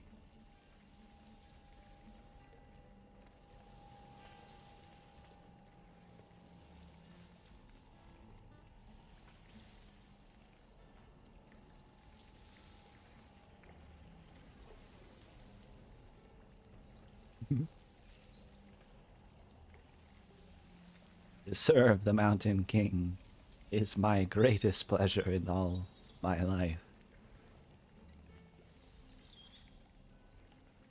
Wait, can you understand me? Oh, that's terrific.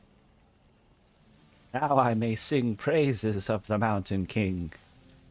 Mountain King, oh Mountain King. Oh, the previous Mountain King required it of me to sing his graces as I carried him into battle.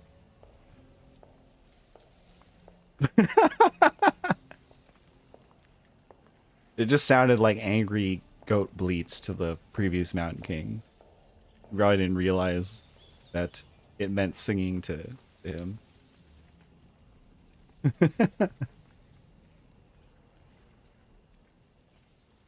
I love that we've taken this Sangzor bit this far.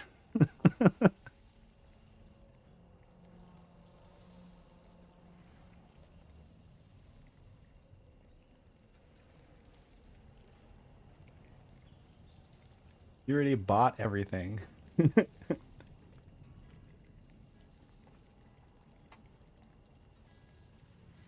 Let me go back to that. Um, the gold helm was 280 gold.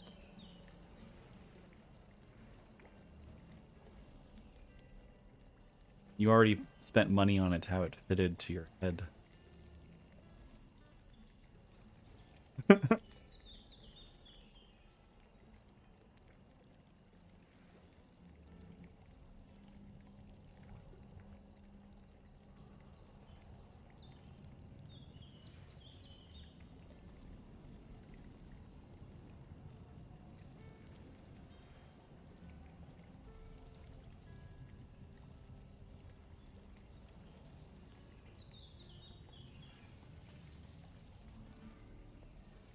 What else do you guys do while you're chilling and resting? The wizards are always available to talk. You notice that we're all a little tired. Like, we've all been at a low energy level despite um, their happiness at your guys' ability to take care of their problem.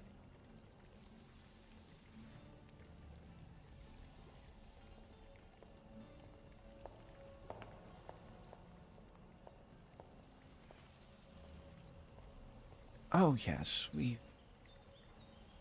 the wish spell cast. Well, we're grateful. Wrapping adventurers.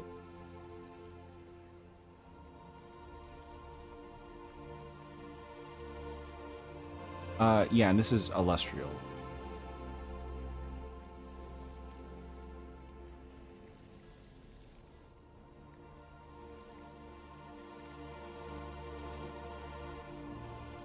She seems honest and open about her plight and like the whole cause she had.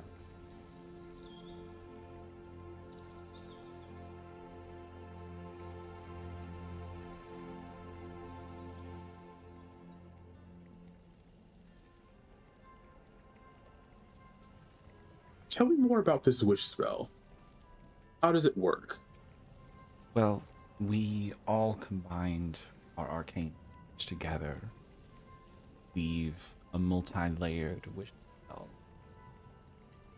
capable of being wished across the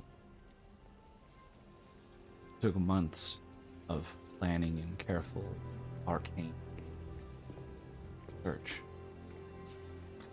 in the two. Apparently, Morning Canaan was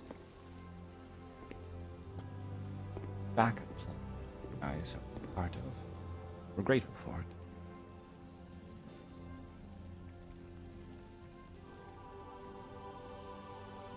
Hmm. Oh, I just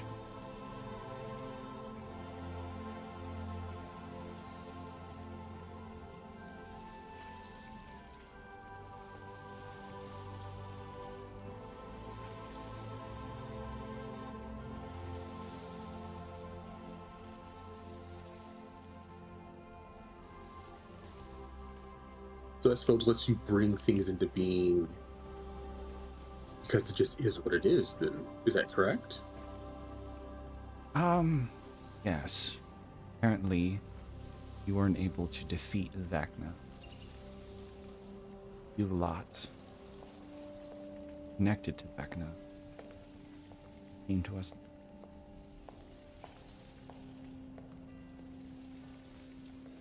We're all uniquely capable of Vecna.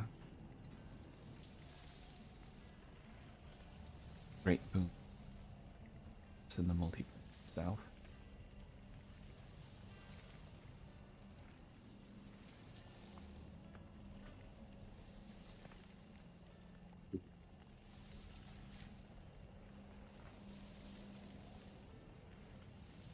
So,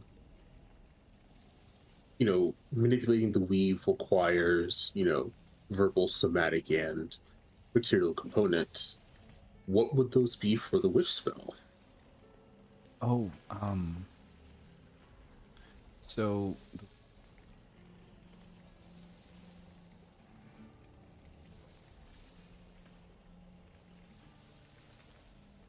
regular wish spell is just verbal, but the layers and complexity to which they weaved this wish next level intricate in terms of spellcraft. It took two of the greatest minds in the wizarding world, and maybe like Elminster himself, to come up with this arcane formula, and another and three total to even cast it. And while it failed to completely destroy Vecna, it did give them something that could, in the form of you guys.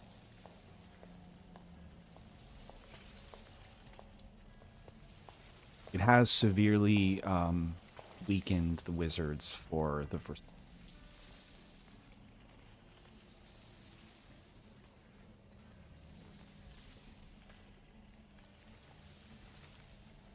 Couldn't cast more than Hearing. a cantrip at this. Oh, he's going to write that information down.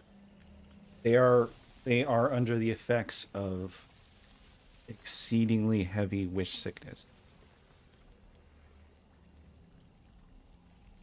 Thus, they have to rely on crazy adventurers.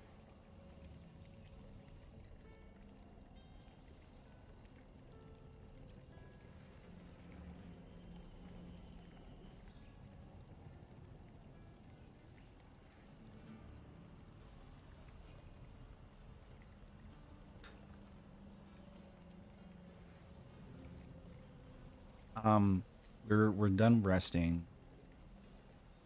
Pretty much just you guys can have fun with sayings or something. Um, you guys know what to do. All you gotta do is take the rod piece, put it near the portal, and it will show you your next location.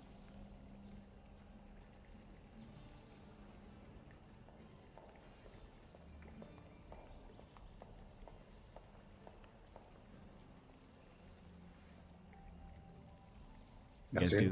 that? I'm happy to go next, yeah. Yeah, we can do. Sounds good. So, you guys take the third rod of 7 parts and activate the port. I sent you guys a picture in our chat of what you see. You see a massive machine towering hundreds of feet above a craggy, fog-filled wasteland.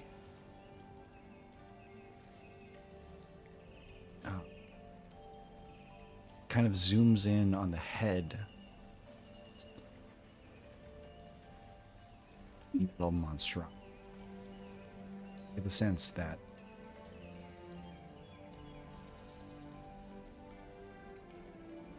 where it is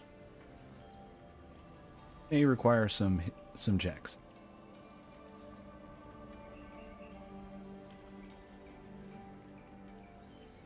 But we'll give you guys advantage because you have the wizards helping you figure out the knowledge.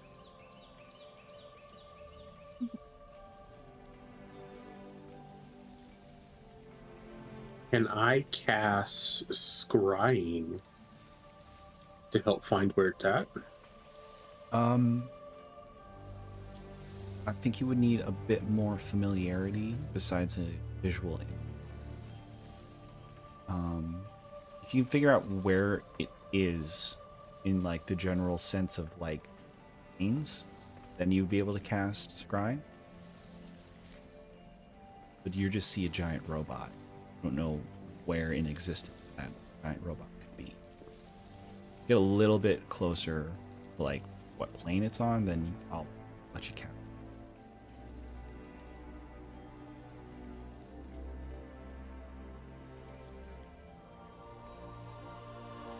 So you guys can give me a history check with advantage. Try and discern what that is and where it is. 22. Does anyone have better than a +5? Not 20. Oh yeah, you guys all nail it. This is Eberron. We've all heard stories of the massive robots and war machines that that are scattered across the foreign landscape.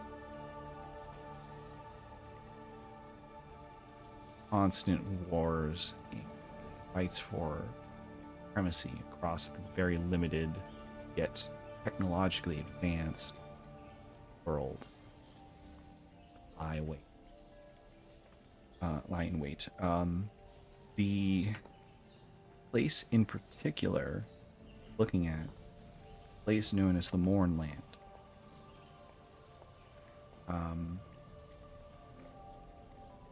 The last war, which was a global conflict in the history of Eberron that took place whenever the Eberron campaign takes place in this timeline, was once the nation of Cyre, Cyre. An apocalyptic event called the Day of Mourning destroyed Cyre and transformed the region. Remnants of the last war's battlefield, such as fire-spewing war machines, Asai, strewn about, and Warforged wander. So what you saw was one of the perhaps dozens of colossi that are scattered across the land.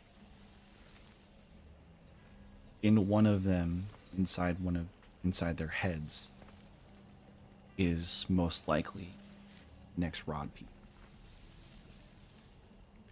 You learn a bit about the Warforged.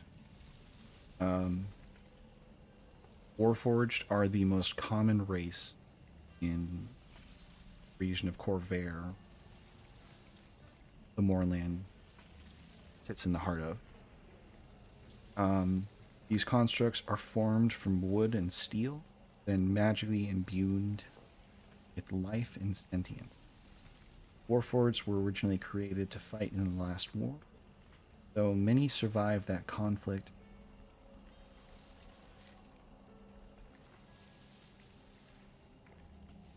Here's an important bit.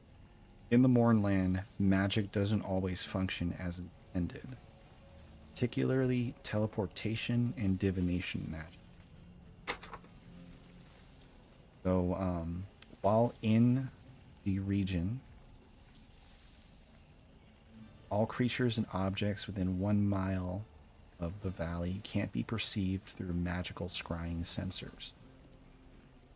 So, actually, scrying would not work on anything within the Mornland. Good thing I did not take psychic glance to that.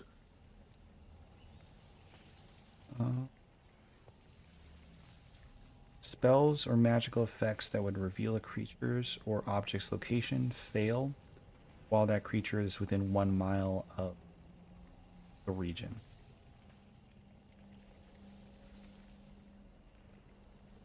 Third piece of the rod of 7 parts points only to the mountainous iron rot region of the Mornlands. All you know is that the rod piece general location inside one of the many colossi. Morning Canaan will chime in on this. I spent a bit of time in the Mornland. It's not, it was before the war, though. I would suspect it's going to be difficult to guess and find the rod piece in question. Be better off trying to find a docent to guide your way through the valley.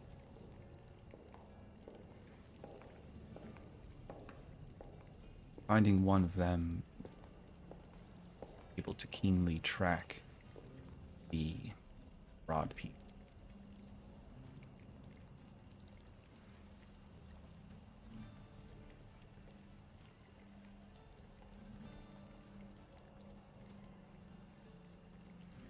A what? A docent. They are curious mechanical engines. Very small, about the size of about the size of your palm. They are a magical floating device unique to Eberron. They act as floating knowledge centers and aid the Warforged tasks. So, a docent is a magical item that requires attunement to Warforged. And they are basically a sentient little robot sphere that floats around and helps you out. They can make medicine checks on you if you go down. They can give you extra languages by translating for you. They can add a +7 bonus to certain ability checks, history, investigation, or nature, or arcana, and cast some basic detection spells. Detect good or evil.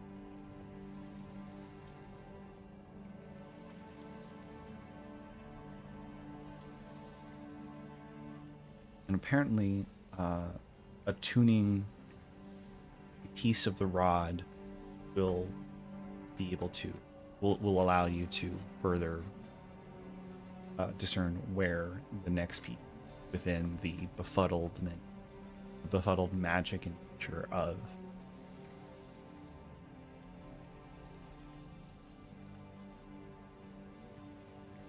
And since you guys nailed the history checks, I'll give you a little more. There are numerous bad creatures throughout the morning, namely roving evil bands of militant warforged that still hold on to the uh, age of the last war, as well as mutated monstrosities born of the disease, arcane confluxes that destroyed most of the air, creating massive monstrosities as blaze bearers. These are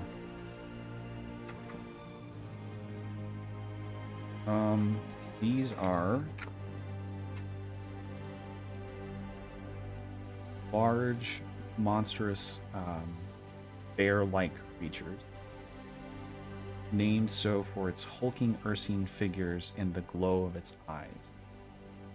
The blaze in the name comes from the blazing, white-hot intensity of eyes. They're replete with claws and painful wounding protrusions, and can end spells. They have the natural ability to end spells with you. Their gaze is apparently also able to stun someone with a mere look.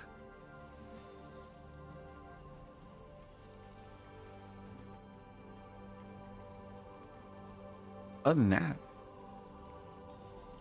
regular adventure. Sounds like a hootenanny. We're going to Eberron, and we're going to one of the most metal and dilapidated portions of current Eberron.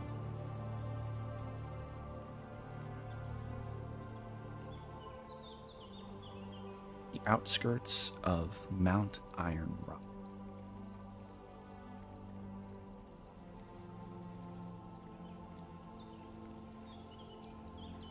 So, whenever you guys are ready, you can finish your preparations and head on through. You know that it is going to be incredibly incredibly difficult, not impossible, to navigate in the area around Mount Iron Rock. There's a perpetual mist that obscures the area, as well as making it very difficult to navigate the near impossible terrain.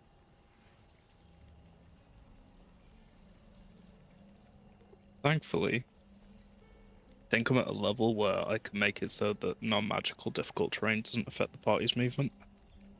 Fantastic.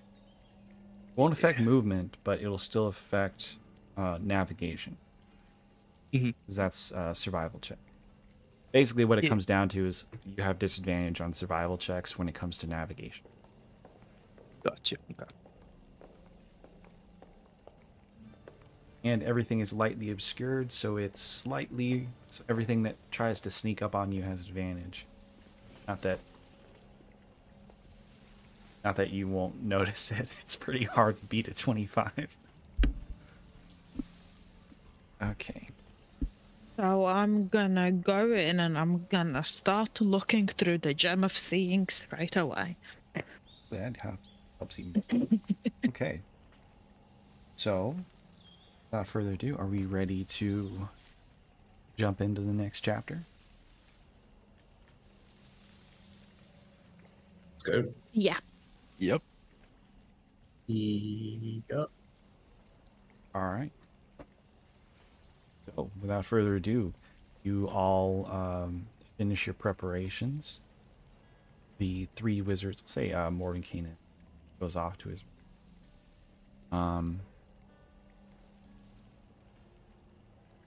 Good luck, loves. Don't take too long. She kind of waves to Moreland. Way back. We're rooting for you. Don't root into it. We did long rest though, correct? Yeah. Yeah.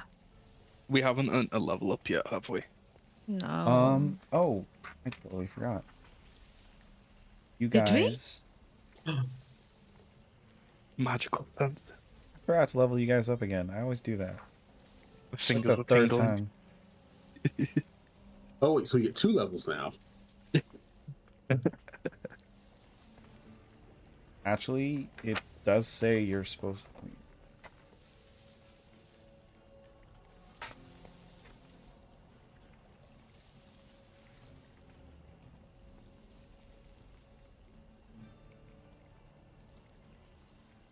You should have. Oh, crap. You guys should have leveled up when you guys went to Lambeth Zenith. We're just too good. Yeah. We're under leveled, still killing it. Yeah. Yeah, you're just gonna fight Vecna at level 19 at this rate. So I screwed up on that. I apologize. You guys should be level 13 right now. Ooh. Go ahead and Oh, gain. wow. Ooh. Go ahead and give yourselves the extra level I forgot to give you. When Oh, so we it's left. 2 levels.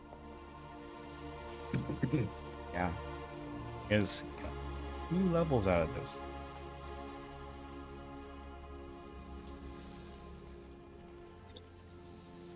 We can just say we got 1 level for giving the the necklace to Sangsor. Yeah, you got a whole level just for that. We truly are man's best friend.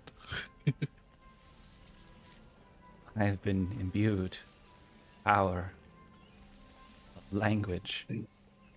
I will sing praises of the Mountain King at the end of my days. And so Sangsor is just going to be annoying the 2 wizards that are still here with like, did you hear that the Mountain King once slayed 1,000 men and defeated the Lord Strahd himself?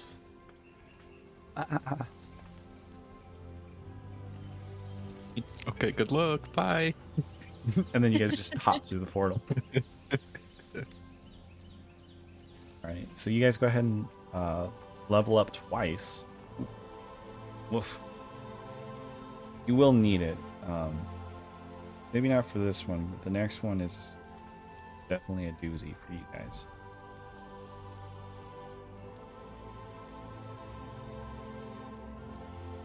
Yeah.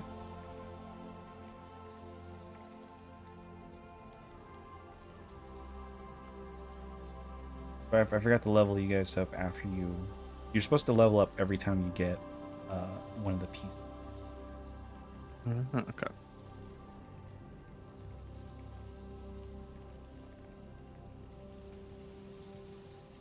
Nice proficiency bonus has gone up as well. Be 17 by the time.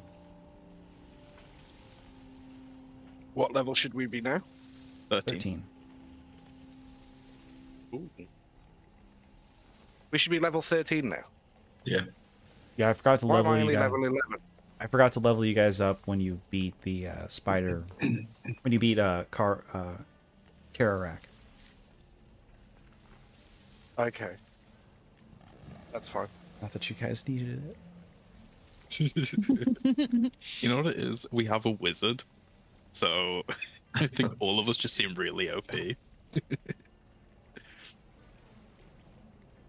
And now I have plus 10 to initiative. You have a wizard 11 that feet. survived the first 5 levels. You didn't get hit to level 6. What can I say? I know, right? Okay. Also, now got the ability to attack, I think 4 times during my turn. If I use haste.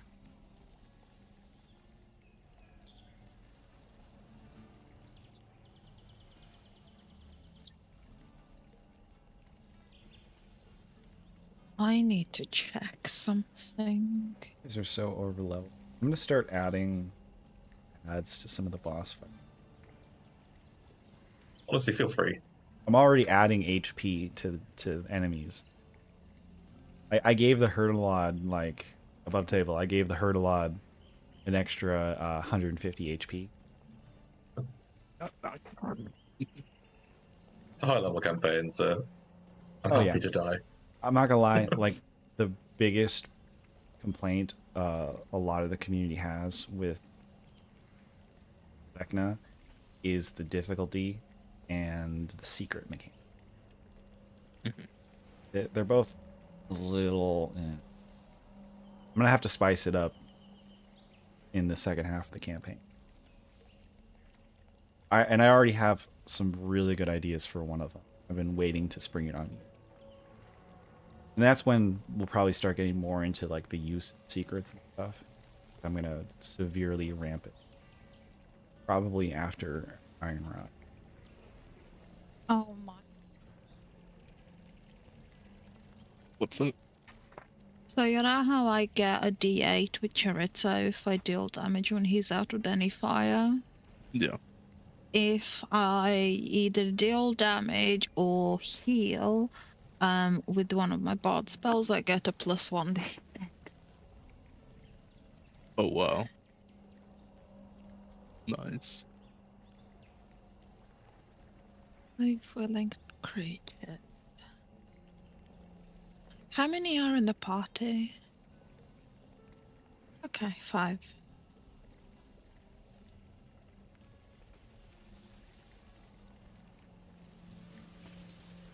Wow.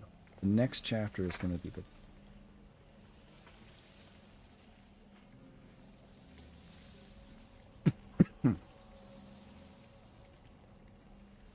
Does everyone want to learn a spell? Any spell? You just teach people spells? Either divination or necromancy spell. Once per long rest, I can do a ritual with all of us in the party. The spell level has to be level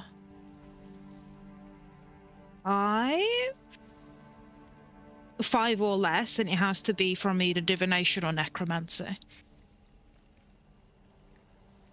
If anyone wants to learn one of the spells. Okay. What Yes. level spell? A 5 or lower. Oh. Okay. What? Broken Kieran's like brain. Yeah. Is this one of the bard features? Yeah. That could What be subclass good. was it? least Divination or 3 or necromancy. 4 good spells out of that possible list. Like, yeah, as long as all 5 of us are in the ritual, it can be 5 or level 5 or less. We could all learn scrying. It's not gonna help. Oh, that reminds me. You guys have the next part, so you can use that. Let me find the rod. So you guys have the first 3 parts of the rod. The first one, as you know, can cast Commune, and it's all like a once per day kind of thing. The second that you got from Kararak cast Arcane Gate. Not that that would have helped much in the last chapter. And the one you got from the Hurtlod can cast Reverse Gravity with a spell save of 18.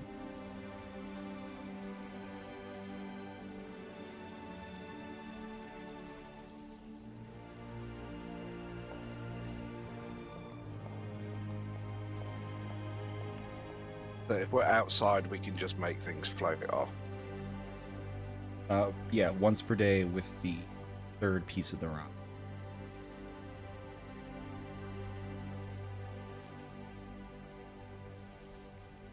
Wait, guys, I just thought of something really broken.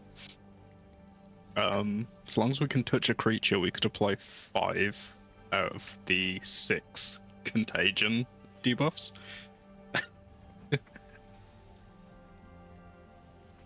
Before we get to the portal, there's an item I was interested in potentially purchasing, but I don't know how much it is. It might be out of price, but I would like one. Put it on the wish list. The Rod of Unmoving, a movable rod. Oh, an immovable rod. Yeah. Those are one of my favorites. A base price for an immovable rod is about 5,000. Holy crap! Okay, add it to the wish list.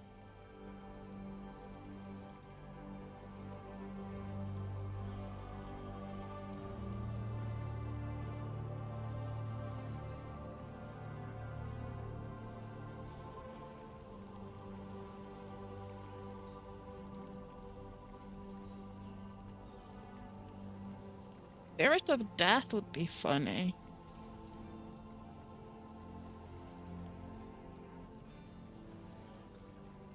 The opposition could have raised But dead. the other thing that I've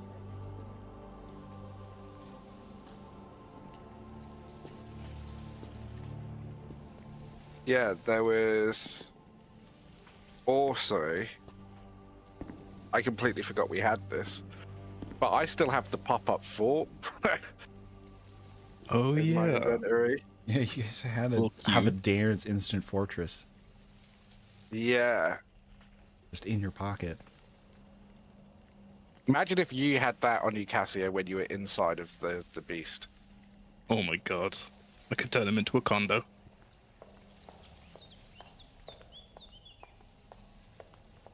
To that effect, it wouldn't work. There's no space Okay. to make it appear. It doesn't appear. Okay, okay. Okay. It's the same thing that happens with like enlargement spells in a confined space. They just don't work. You can't Ant-Man Thanos in D&D. Got it.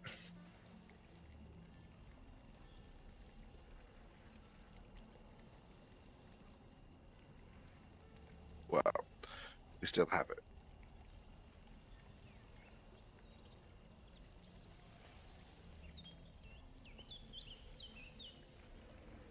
Oh, are we ready to go? Yeah. All set, all level up. Thanks, or we'll walk up. Good luck on your perilous quest, O great mountain king. He like backs away, all regally, like bowing with each step. Really hamming it up now that he knows you can understand him. It's excellent. And then he just So sweet and precious.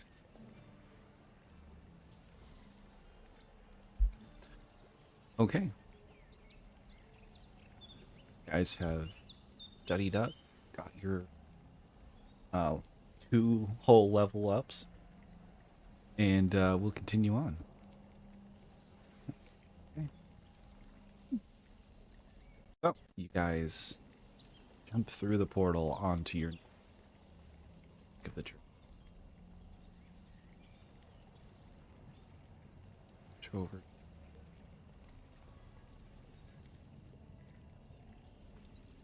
Oh.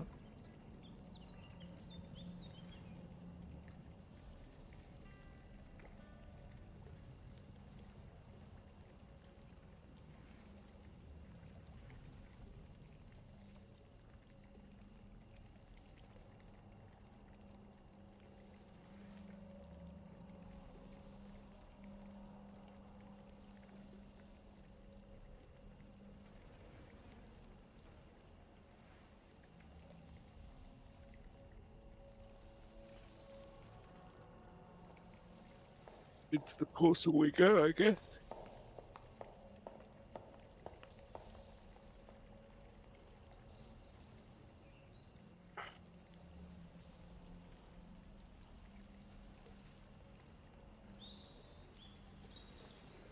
Rot.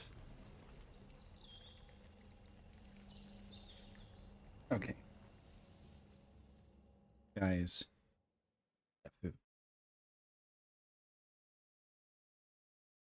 Cue to load.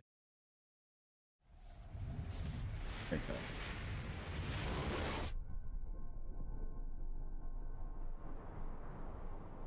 20-foot tall, vertical, black oval, made of glass, sits on the muck below.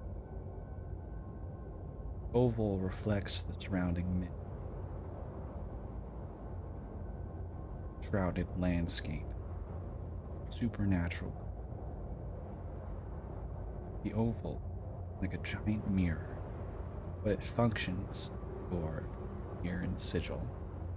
You look through and like Asha gives you a little wave as you step away and the portal closes.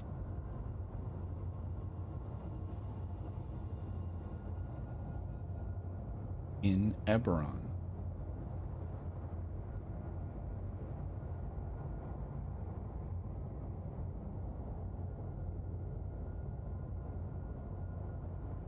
The isolated red effect makes Azoth pop.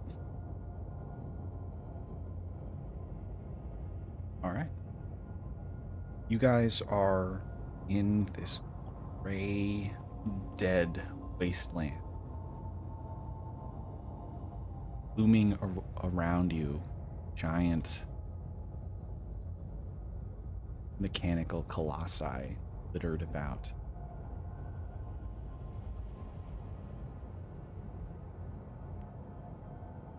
Okay, I'm gonna just start looking through the Gem of Seeing now. Okay, it helps you For see 10 minutes. and pierce through the fog as you look around. Nothing but a craggy land. Almost nothing is alive here. Would you say that this terrain type is any of these, either mountain, arctic, or swamp? This is technically mountainous. You are in the outskirts of the large Mount Iron Rot, looming Okay. off miles away.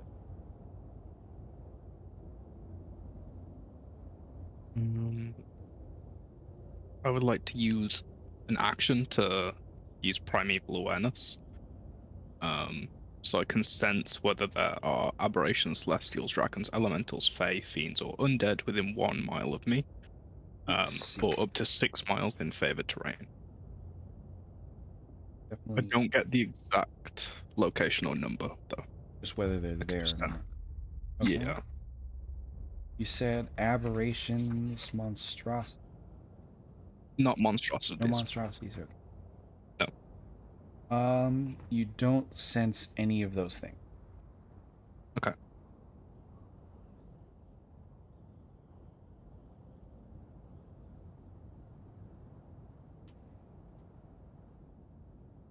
Nothing. Waste. You do see off in the distance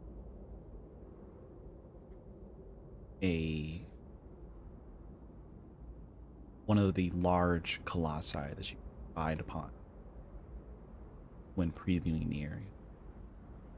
You do remember that you were told by Mordenkainen that the easiest way to find it, the colossi in question, as the part, would be to find a docent from one of the colossi or the inhabitants of this area.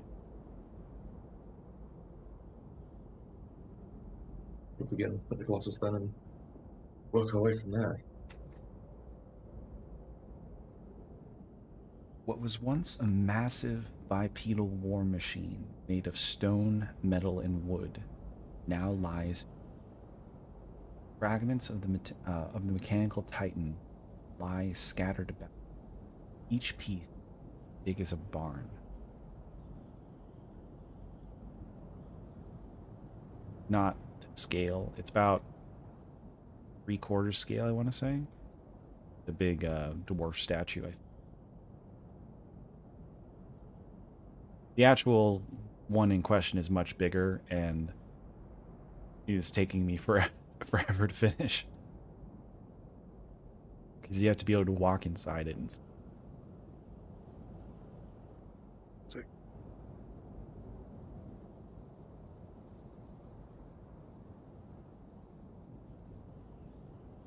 you guys can absolutely check out the wreckage of Colossi.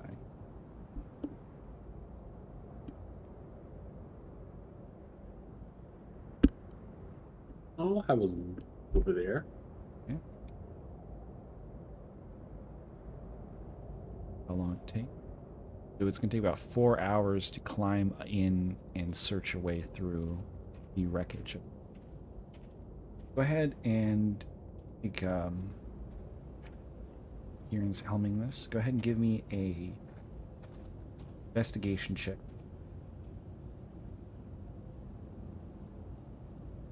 15.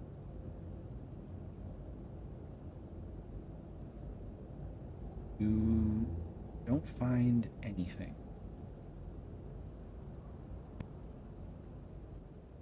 Would guidance help with that? I'm or no? so sorry. I was Oh. muted, but I did say guidance. All right. I'm so sorry. Add the guidance.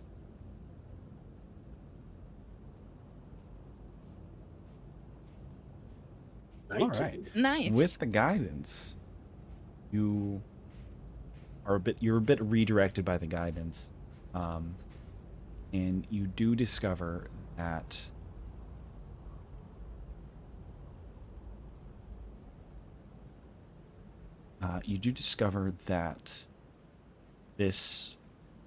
the head compartment of the Colossi, where you assume the docent would have been, is gone. There's a little glass and metal sort of device with a slot for a small metal ball to be housed in.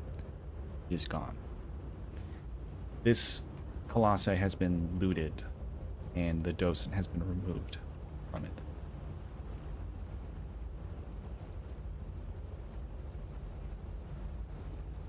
Someone's been here before us. And with your successful check, you discover some traces. It appears that the docent was removed with near surgical precision from this device. It looks like it was active at some point and crackling with arcane energy. Oh. Got really scary all of a sudden. You know that it took a very skilled hand to successfully remove this without getting fried.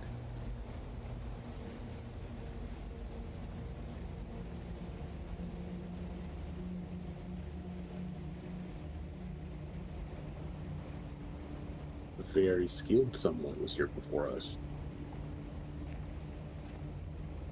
Okay. Someone with very deft hand.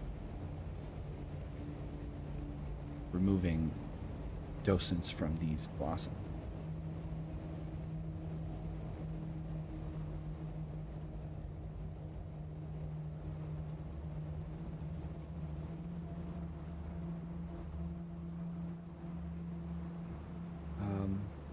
Supposed to ascertain that the docent is. You'll have to try another Colossi, or seek out whoever took the docent. So you're gonna find.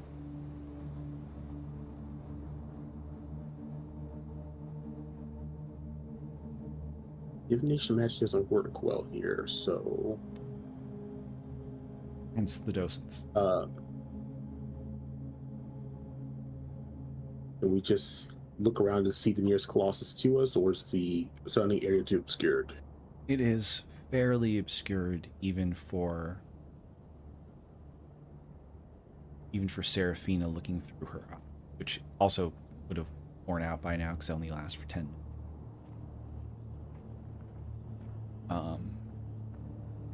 But you see lurking shadows miles away.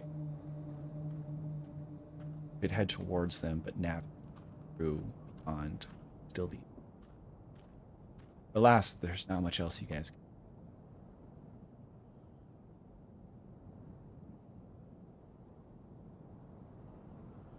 You can get a vague direction of which way to go. Further than that, our luck, good survival. Okay. Shall we head towards the shadows?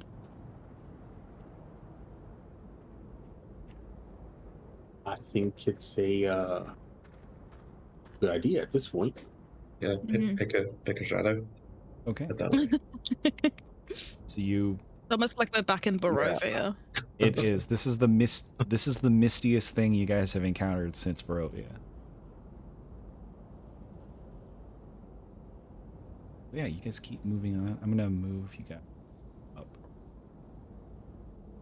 I kind of split all of the little locations across this big board I repurposed. It usually looks like this. Ugh. Ooh, Look, it looks way better with the fog. looks spooky. Yeah, you get a lot of cool with the light tone, with the lighting if you set it up right. So you guys continue on Very soon. wandering. Whoever wants to helm this, give me a survival check with disadvantage. Ranger. I can do. Oh, actually, yeah. I've got a plus 12. Call that. What, survival? Yeah. You do then. I've got a +9. This Disadvantage. the goat lady is so good at dealing with the wilderness.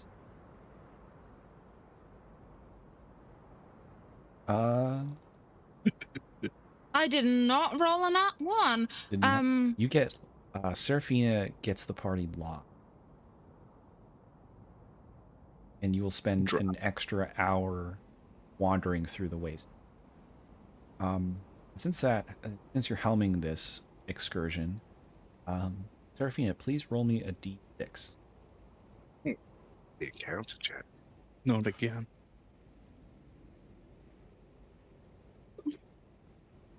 Ooh, you got a 6. All right. So I'm gonna have. You made him happy. That's bad.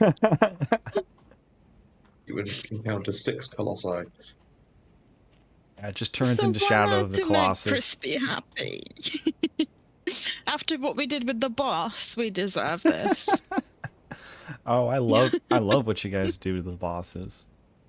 Combat is for the enemies, but victories for the players. Okay. So I'm gonna roll a quick check here. Yeah, Seraphina, you get the party lost, but you do spy the creatures that have been stalking you past 5 minutes. Nice. Just give me one second. Behind you. Out of the mist is lurking 2 of those blaze bears. Red up. Oh, they're cute.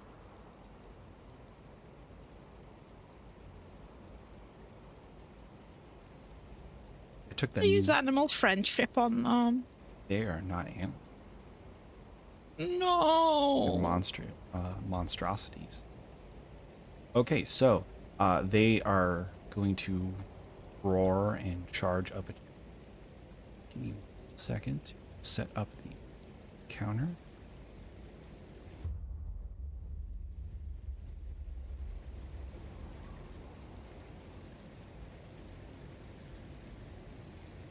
Against 2 blaze bear. Okay. Stat block. I own the book, but I don't own the book in D&D Beyond. Here's the Blaze Bears.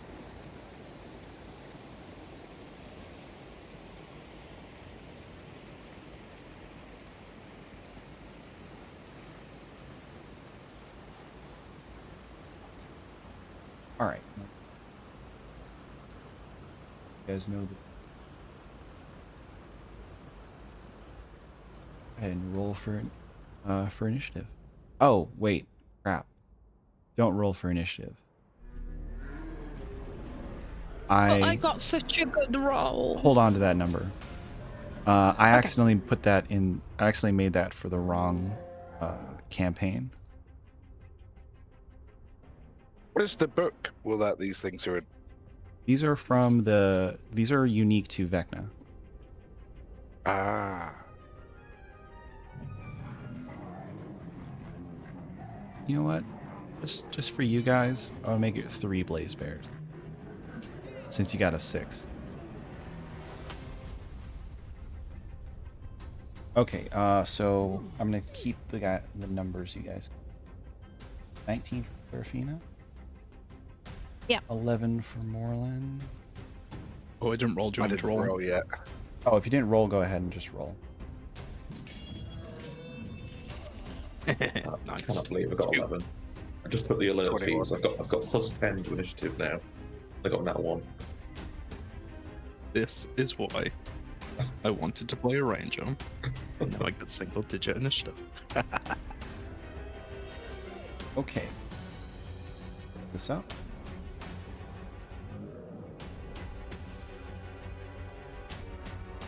Blaze Bear. Funsies. Oh, perfect. Okay, so it's going to be Azoth, A, Serafina.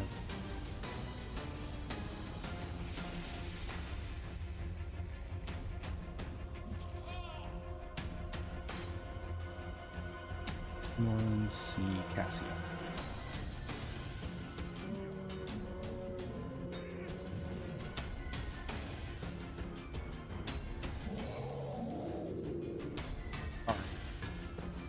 Let's go. Azoth, you're up first. How near is the nearest blaze bear? Little over 60 feet. That sucks.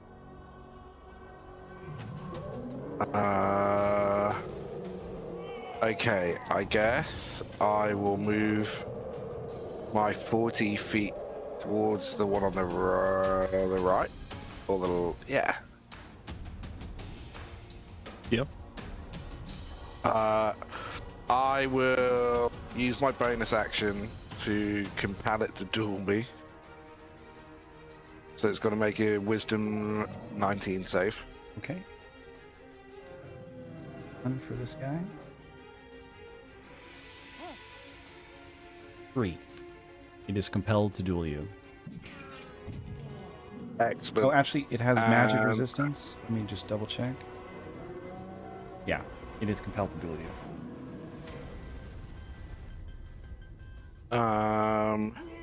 So in that case, I will ready my Spear of Cavorn to attack as an action.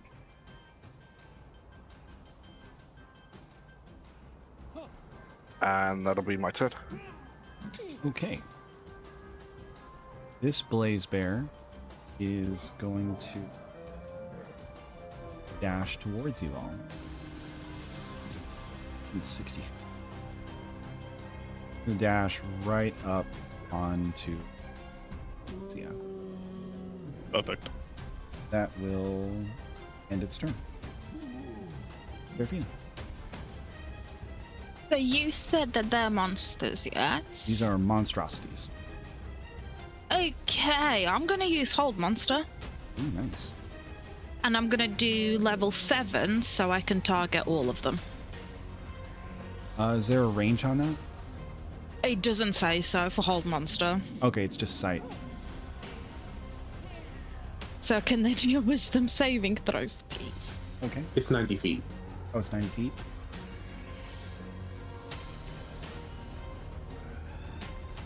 So you can get. Yeah. You can get all of them. Yeah. Okay, so let's. Oh, sorry. I thought you meant like in between because it's 30 feet for hold person. Oh, okay.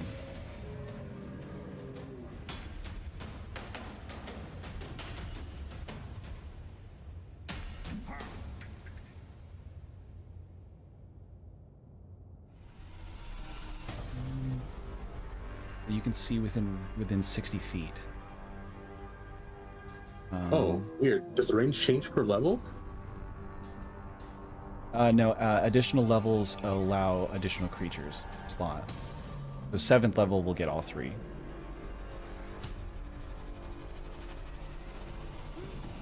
Okay. Oh, yeah, it does say, yeah. Yeah, the creatures must be within 30 feet of each other when you target them. Okay.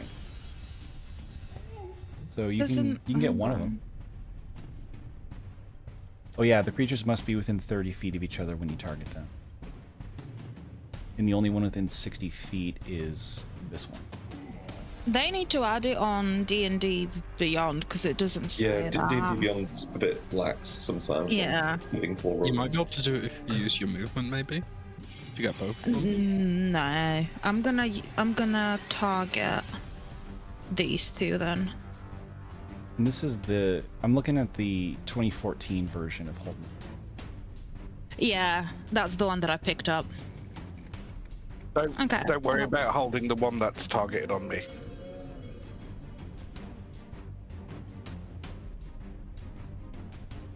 So you can Okay. you can get this guy, and if you move up, you can get these two. I think they're within. Yeah. Those two are, yeah. Your call. I can't get these two though together. If I stand in between the two that are the furthest away, can I get both of them or no? They are too far away. Okay. I'll just get the one that's next to Cassia then. Okay. So it's gonna Just that make, one. Wisdom. Wisdom save. Okay. That will be 19. Oh, it just beats it. Yeah. Okay, Chirita's gonna spawn behind. Oh no, wait, did you say so there's something funny about... I'll try. Chirita's gonna spawn behind him. Yeah. Chorizo pops in, no issue. The teleportation befuddlement only applies to, like, gating in and out of the plane. Okay. Biggest problem with this one is divination. Hence the incessant need on finding a docent. So that's a dex save for the bear. Yes, please.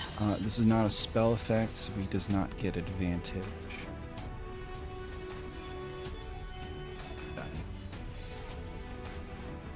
That'll be I think a 7? 9. But he'll take 8. Okay. 8 points of damage to... Mm-hmm. Okay, so that will bring us Yeah. to... Is that the end of your turn? I just want to move Okay. backwards a little bit. Alright. Yeah. That'll bring us to Blaze Bear number 2. This one will...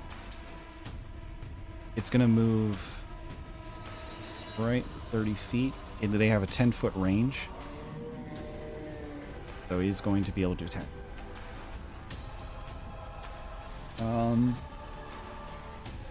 Is he? Yeah. Actually, you know what? I'm going to do something different. The Blaze Bear's eyes are going to flare out and gaze deeply into the eyes of Azoth and Morlin. I need both of you to give me a wisdom saving throw. No. No. Is this a charming effect? This is a stunning effect. Okay.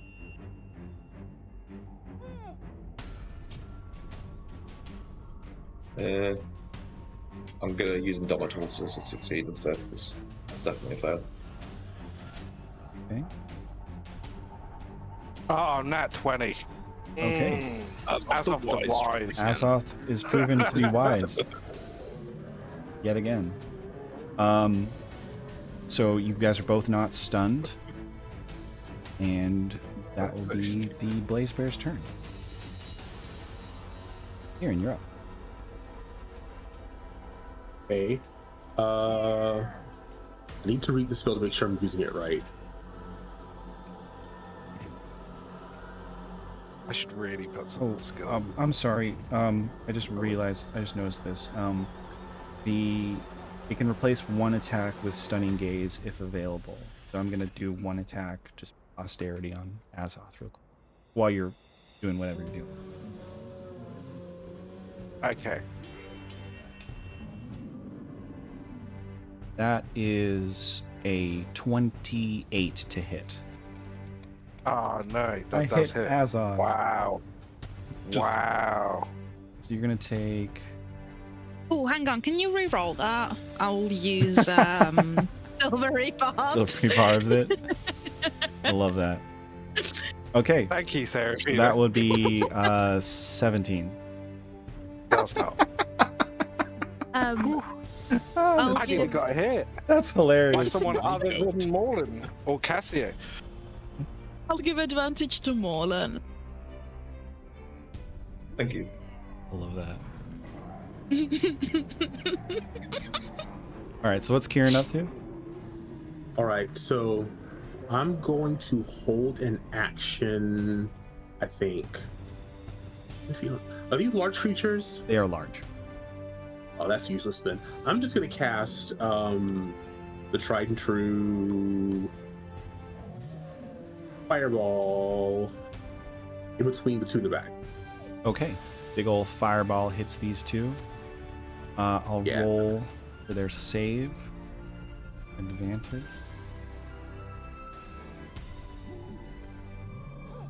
That's 10 for the first one, and not looking good.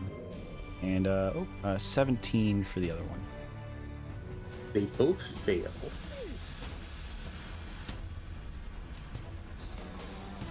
It's 32 fire damage. Fireball. Okay. Also, I don't know if this should have come into effect, but I had my Spear of Cavorn as a prepared action, so when that Blaze Bear came within 20 feet, I could then strike. Oh yeah, go ahead. And I get 2 attacks per action, so... Reaction's just the one attack. Oh, is it just the one?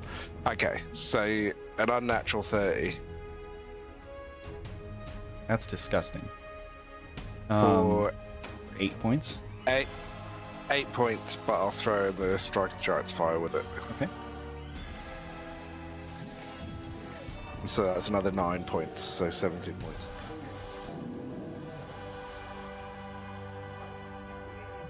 Okay, so fireball goes off. Kieran, you move a little bit. And that's my turn, yep. That will bring us to Morlin. Okay. Around on this side. And do what we do best. Get started.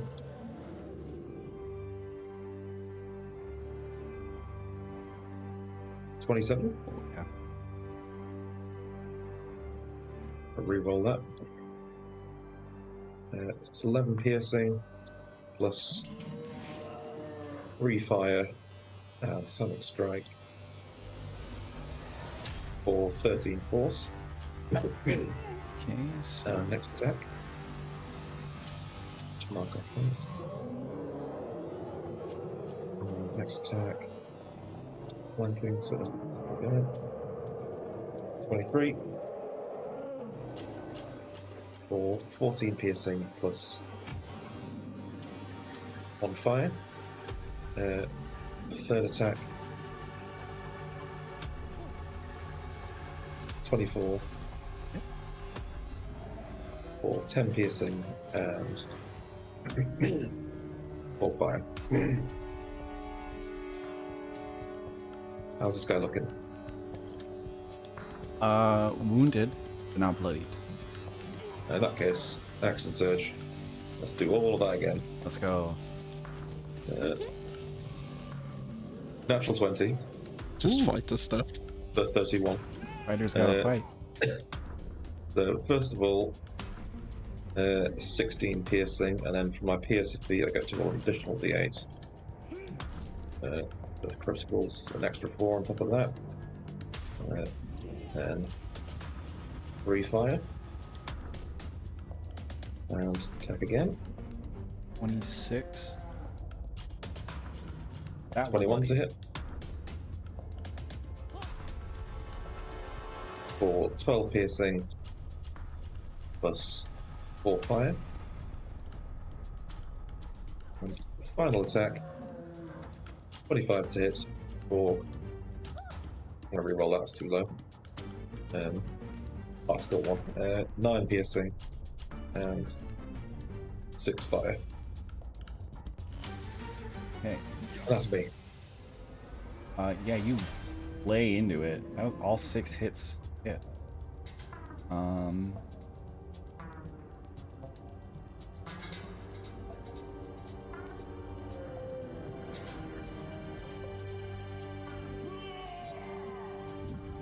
Okay, yeah, that will... Oh, it's not critically bloodied yet. Very close, though. Nice. Alright, that will bring us to this Blaze Bear. It's going to move up to Azoth. And will attempt a stunning gaze on Azoth and Cassia there. I thought the wise says no. It's a 15. Meets it, beats it. Right. Sweet. I got a 19. You guys both are not stunned, and it will attempt to attack Azoth. Okay. That would be a dirty 20. No. Blaze Bear's turn on to Cassia. Okay, so level 11 Horizon Walker. I'm going to use my distance strike. So whenever I take the attack action, I can teleport 10 feet before each attack. So I will move here. And I'm going to shoot the guy with my bow next to Morlan. That is a nat 20 to hit. Ooh. So that is 18 piercing. And then I'll bonus action Planar Warrior and attack the guy to the right of Azoth. So I get to teleport again. This to hit is, let's see. So dirty 30 to hit. Does 9 plus Planar Warrior. 3, and then because I hit 2 targets during the same turn, I get to attack again for free. So I'm going to attack the one by Morlan. It's an 18 to hit. And that is another 14 piercing. You're sneak attacking as well. Oh, yeah, I'll throw in a sneak attack on the one on next to Morlan. That's an extra 3. Now it's definitely Completely critical. I went rogue. Sweet. Okay. And that's my turn. Azoth. What would you like to do, oh will- wise one? I'll use my bonus action to cast Soon's Smite. And Okay, then you I are will do- casting a spell, I assume. And Yes. what level spell is your Searing Smite? I assume level 1. It is level 1. Okay, so they are going to both take a reaction against you. They have a special ability Mage called Slayer bears. Anti-Magic Swipe. They can do an attack that is essentially counterspell. They're both going to attack. Wow. That will be a 25 to hit. meets it. and a miss. You will actually get hit for once. No. For Not by me.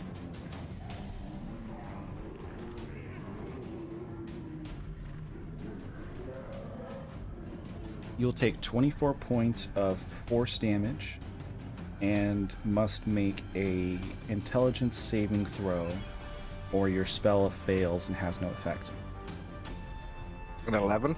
Okay, so your Searing Smite fizzles out as you get clocked in the face by a giant bear paw. You can still attack.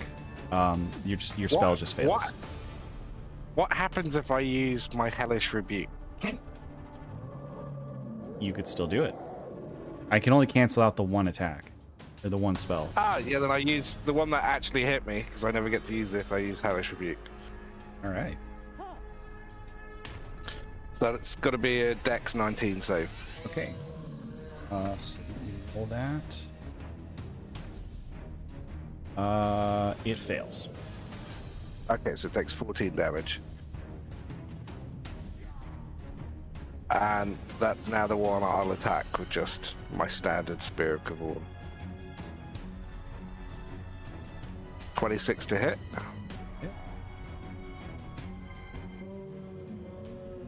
13 damage.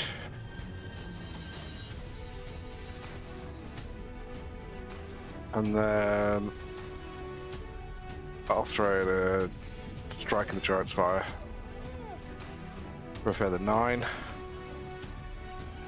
And then I will hit it again for a dirty 30. 9 damage, and it can have another Fire Strike as well. So 12.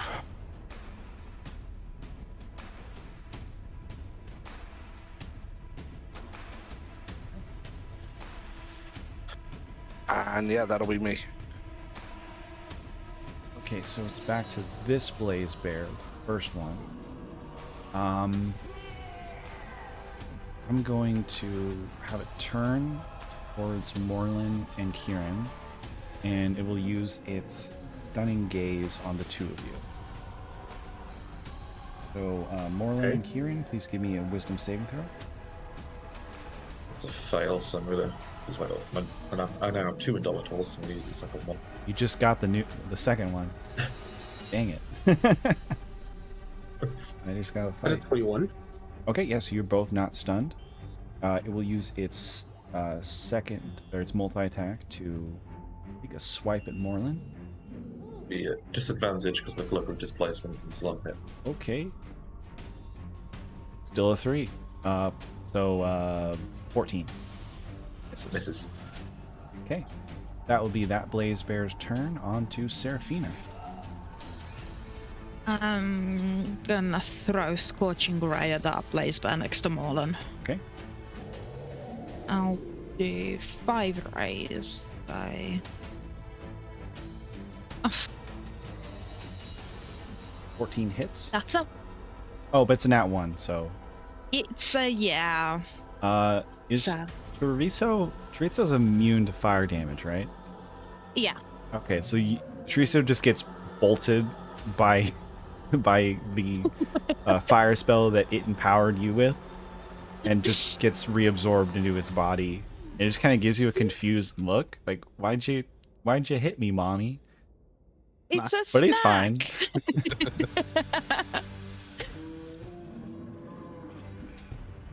The other one will hit, as will that nat 20. God. Yes. It's 4 Walking it, and walking the 5. shot in. So 3 hits and a hit. crit. 3 hits and a crit. If you want to, you can just roll. What is that like? Is that like 8d6 plus 5d8? Mm. 8d6 and 5d8. No, it's 4d8. Wasn't one a crit? Oh, yes, it was. It's 56 damage anyway. Oh yeah, you Uh, smote. Like the after leading in your shots from missing horribly and hitting chorizo, you immolate the blaze bear, and it now is set ablaze and dies. I'm gonna move up here, and then I'll use my bonus action to roll my d12. And then, Chorizo's gonna flame seed one on the left of Azoth, I think. He'll just move forwards a little bit. Yeah. On to this blaze bear. I'm gonna roll its recharge. Back. Okay. So I'm gonna keep trying to stun Azoth and Cassia here. This guy. Okay. Damn it. Oh no. Okay, so you are. He's a lucky die. Yeah. Yeah. Okay. 15 15 meets it. again. Yeah. Okay, so Azoth is finally stunned, and I will attack Azoth with advantage. And that will be removed at the beginning of the bear's next turn. Excellent. Okay, so that is a 21 advantage. Does not hit. And then it's going That- to... Can I attack while stunned? No. And then Well. it's going to move over to a less tanky target and end its turn. Kieran, you're up. All right. Positioning. Our first move.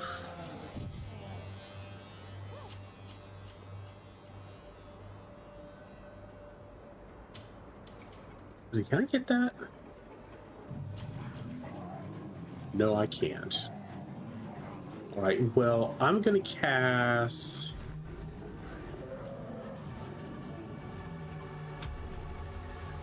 Don't we just throw that out there like that, though? I don't. I'm gonna cast Summon Aberration at 5th level.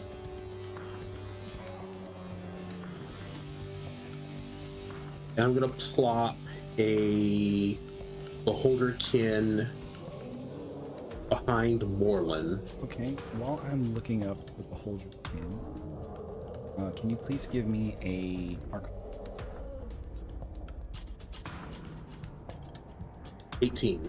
Right, yeah, so you have no issue summoning in.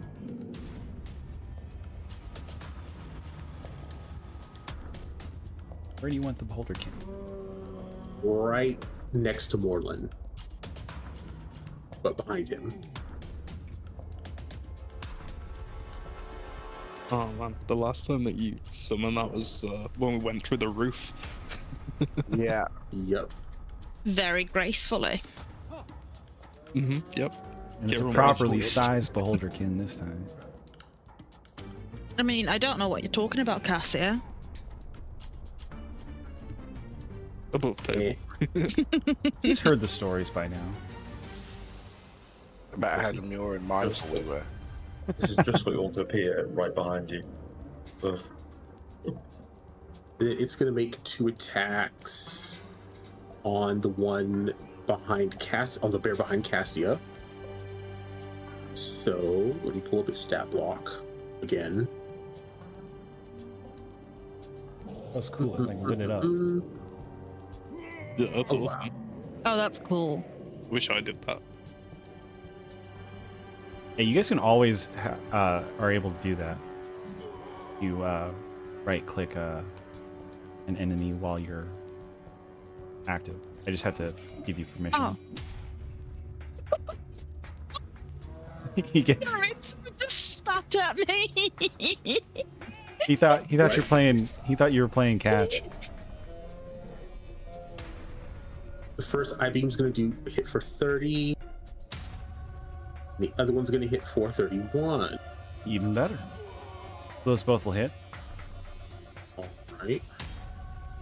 Spells level plus. Okay, so that plus 5. 12. And then 11. And then I'm gonna make it fly up for its movement 30 feet.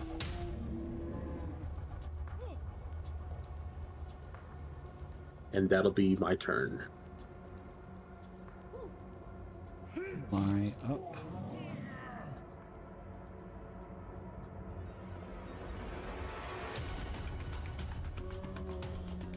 All right, on to Moreland. Well, that bear's in a nice flanky position, so go on in. Yep, flank it. There we go. 16 16 hits.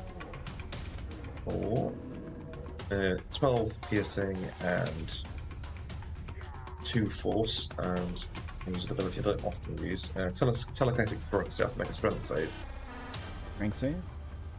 Yeah.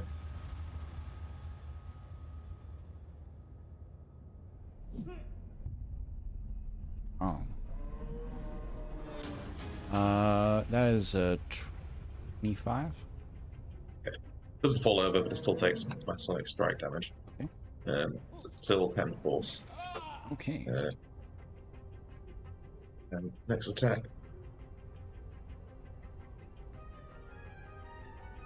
27 or 13 piercing plus 4 fire, and then final attack. 22 for 15 piercing and 6 fire. That's me. Okay, nice. That will critically bloody you.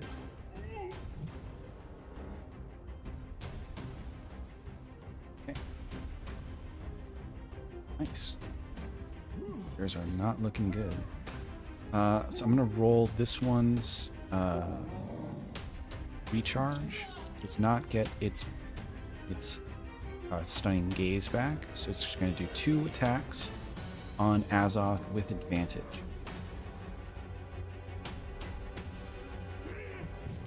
Okay. Nope. On the first attack. That'll be a 26. 26 to hit. Second one will hit. That's just hit, yeah. Oh, you know, I forgot. These are your stuns. They're automatic crits too.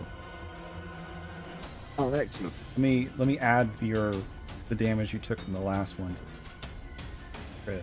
No, the last one didn't hit. Oh, it didn't hit. You're right.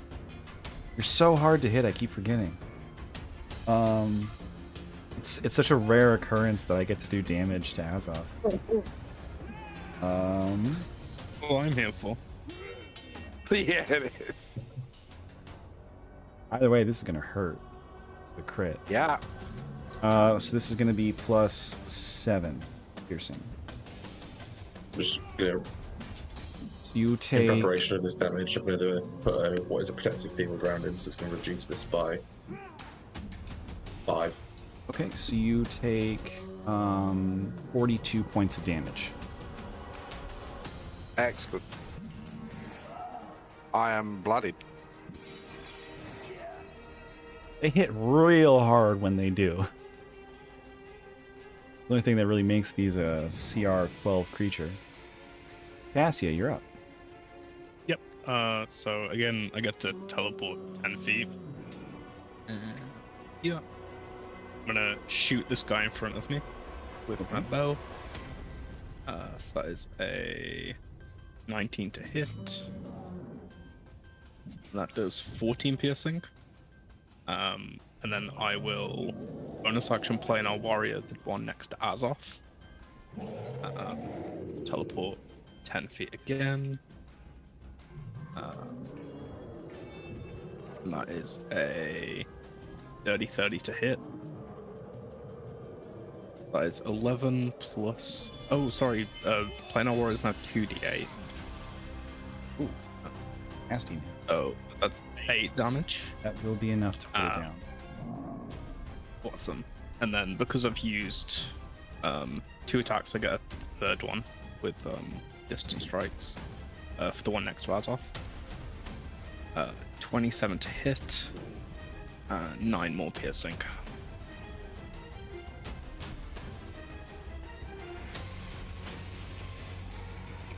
Azoth, you are stunned. That will Yes. bring us around to Seraphina.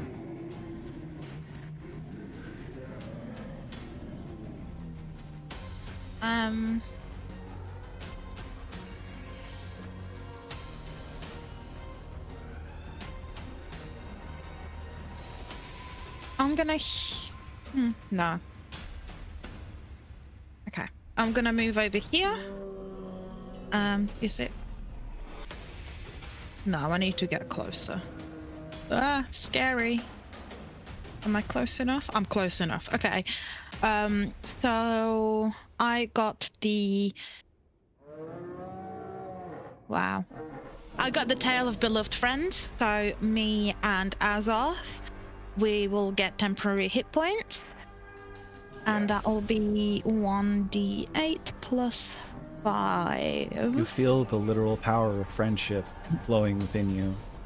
God and anime are on your side. Hit point. 6 temporary hit points. Excellent. Yeah. I'm not rolling good when I need to. Never mind. And then Charitza's gonna flaming seed that bear. Let me find his attack. There it is. Ooh, nice, 22. Hit. And that's 11 damage. Yay, max damage after his little snack. Getting that damage in. I'll bring us to Kieran. All right.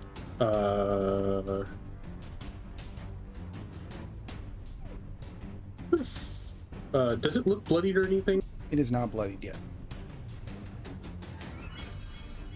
About 40, exactly 40 damage to it. Okay, I'd like to do more damage to it. So I'm going to cast Lightning Bolt at 5th level. So it has to make a dex save. I'm gonna assume you move a little off to the side so you don't zap Morlin. Because I duck. I'm gonna aim right. I'm gonna aim right between Morland's legs. Awesome. All right. Riding But, the lightning. Yep. Okay, so that's going to be a saving throw Mhm. advantage for Blaze Bear. And it's Dex, right? So that'll be a It's 22. 21. Okay, got it. All right, so that's 16 lightning.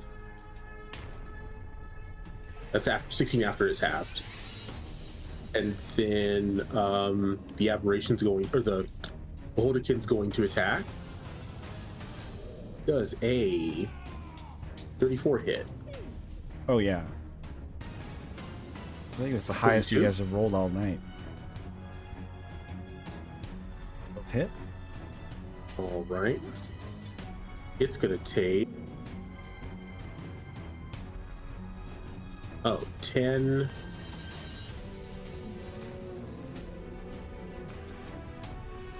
15, so 25 psychic damage.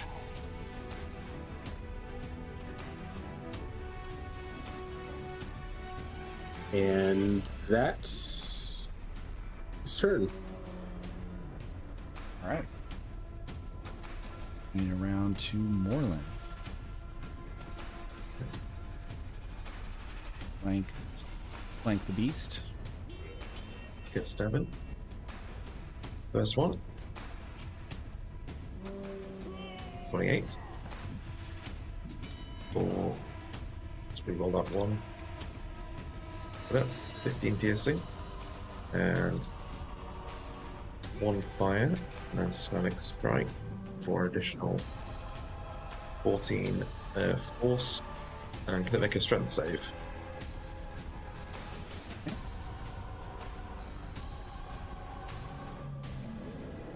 That is a 29. Yeah, it's fine. Keep stabbing. 28 again. For 12 piercing and 1 fire. And then final attack. 28 again. Or that's a 1. Let's reroll that. 15 piercing and 4 fire. And I'll bonus action silent recovery and cover all the dice. That's me. Everybody.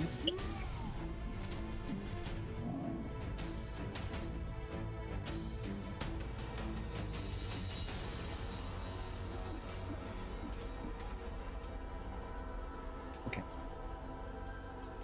Bring us to the Blaze Bear. I'm gonna roll.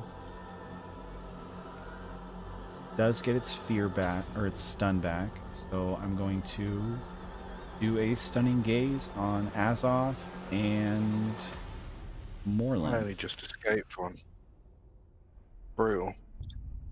As of the Wise says no, not this time. 15. All right, neither of you are stunned, so it's going to turn and take a swipe at Moreland. So disadvantage until I'm hit. Oh, that's right. That would be 12, so 23 to hit. That hits, yeah. Can you re-roll that, please? I'll use silvery bobs. Okay, so with the silvery barbs, that will be a 15 No, it doesn't hit. and misses. Thank you. Nice. I'll give advantage to Cassia. The reason why that is the Yeah. most banned spell in all of D&D. What? I don't care. No. I like getting my ass beat by good adventurers. My perspective on it, when I've DM'd it, is the way that you're using spell slots at the end of the day, so Yeah. This is just the first fight in this It place. really should just be a second level spell. yeah, that would make it fairer. Cassia, you're up. Yeah, so I am going to teleport 10 feet. You're just showing off now. Yep. Well, if I don't teleport, I don't think I get my distance strike thing. I got you. So I'll do my first attack at advantage. Is a 29 to hit. Is 10 piercing. I'll bonus action play our warrior. I'll teleport again. And then I'll shoot it again. And that's a 19. So that's 12 plus 13. Actually, my distance strikes, I don't get my third attack on distance strikes because I have to target a separate creature. Well, actually, you don't have to worry about that because you finish it off. How do you want to do this? I want to give him a septum piercing, but through his brain.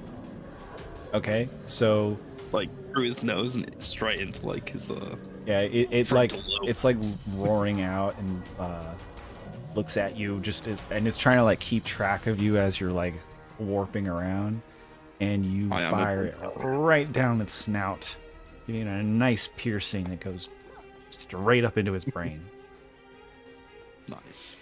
You finish off the final Blaze Bear.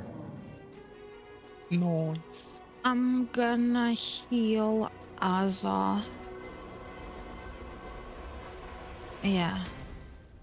Yes, Azoth will take. So much Actually, doubt. I have potions too. It's okay. I can heal you.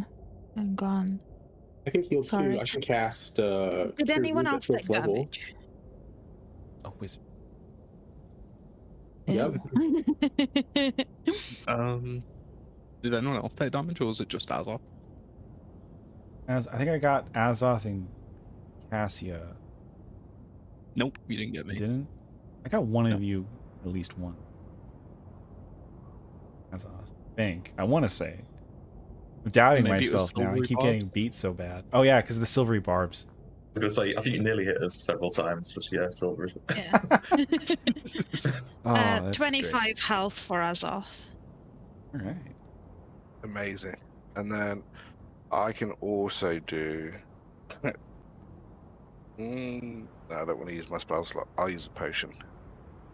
I can also give you a superior healing potion if you need one. I have one, so 8d4 plus 8. It's a lot. Maybe I don't need that much. Maybe I can use one of my potions of greater healing. 4d4 plus 4, yeah. I'm ready for my next survival check.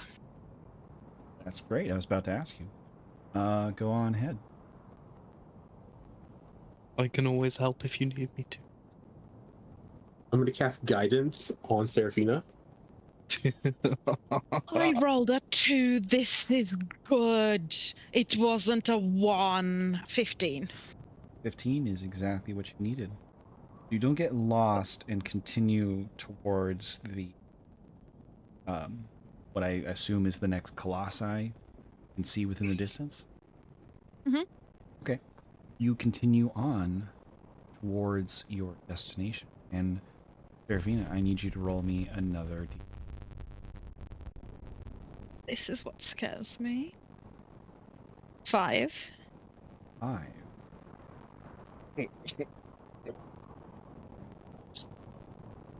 I'm 2.5 blaze bears. We are going to continue on with the next session, guys. Stumbling upon.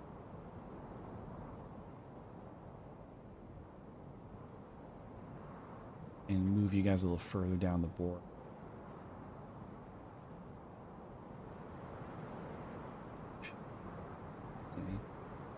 You find another blaze bear waiting. Find that bear. Just one this time.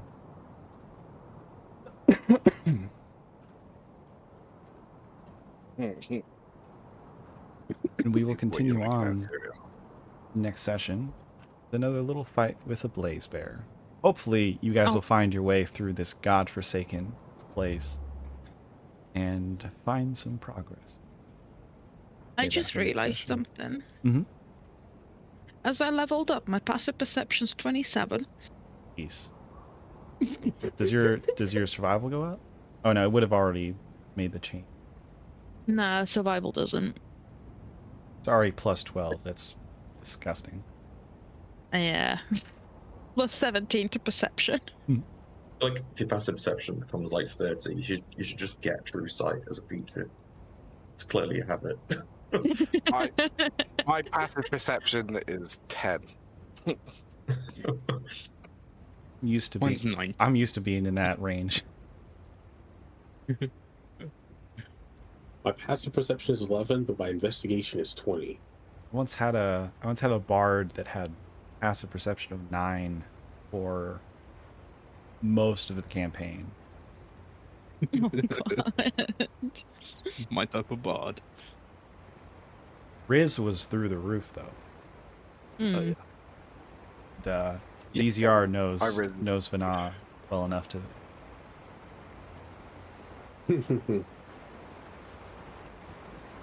Yeah, my res is like a +6 now. That's nothing. I got a +1. My intimidation at +11 I like. I was 20. Got a 24. Yeah, I've got a 22 at the minute, but that's because the whole can't say no thing. Gonna end the stream here. Thanks for watching, everybody. We'll see you next year, I guess. Oh, yeah. I think we've got one 29th. Oh, no, wait, 29th. Oh, we do. Yeah. Yeah, you're right. Got one more this year. All right. See you all. Thanks for watching. Hi, Mom, and hi, Dad.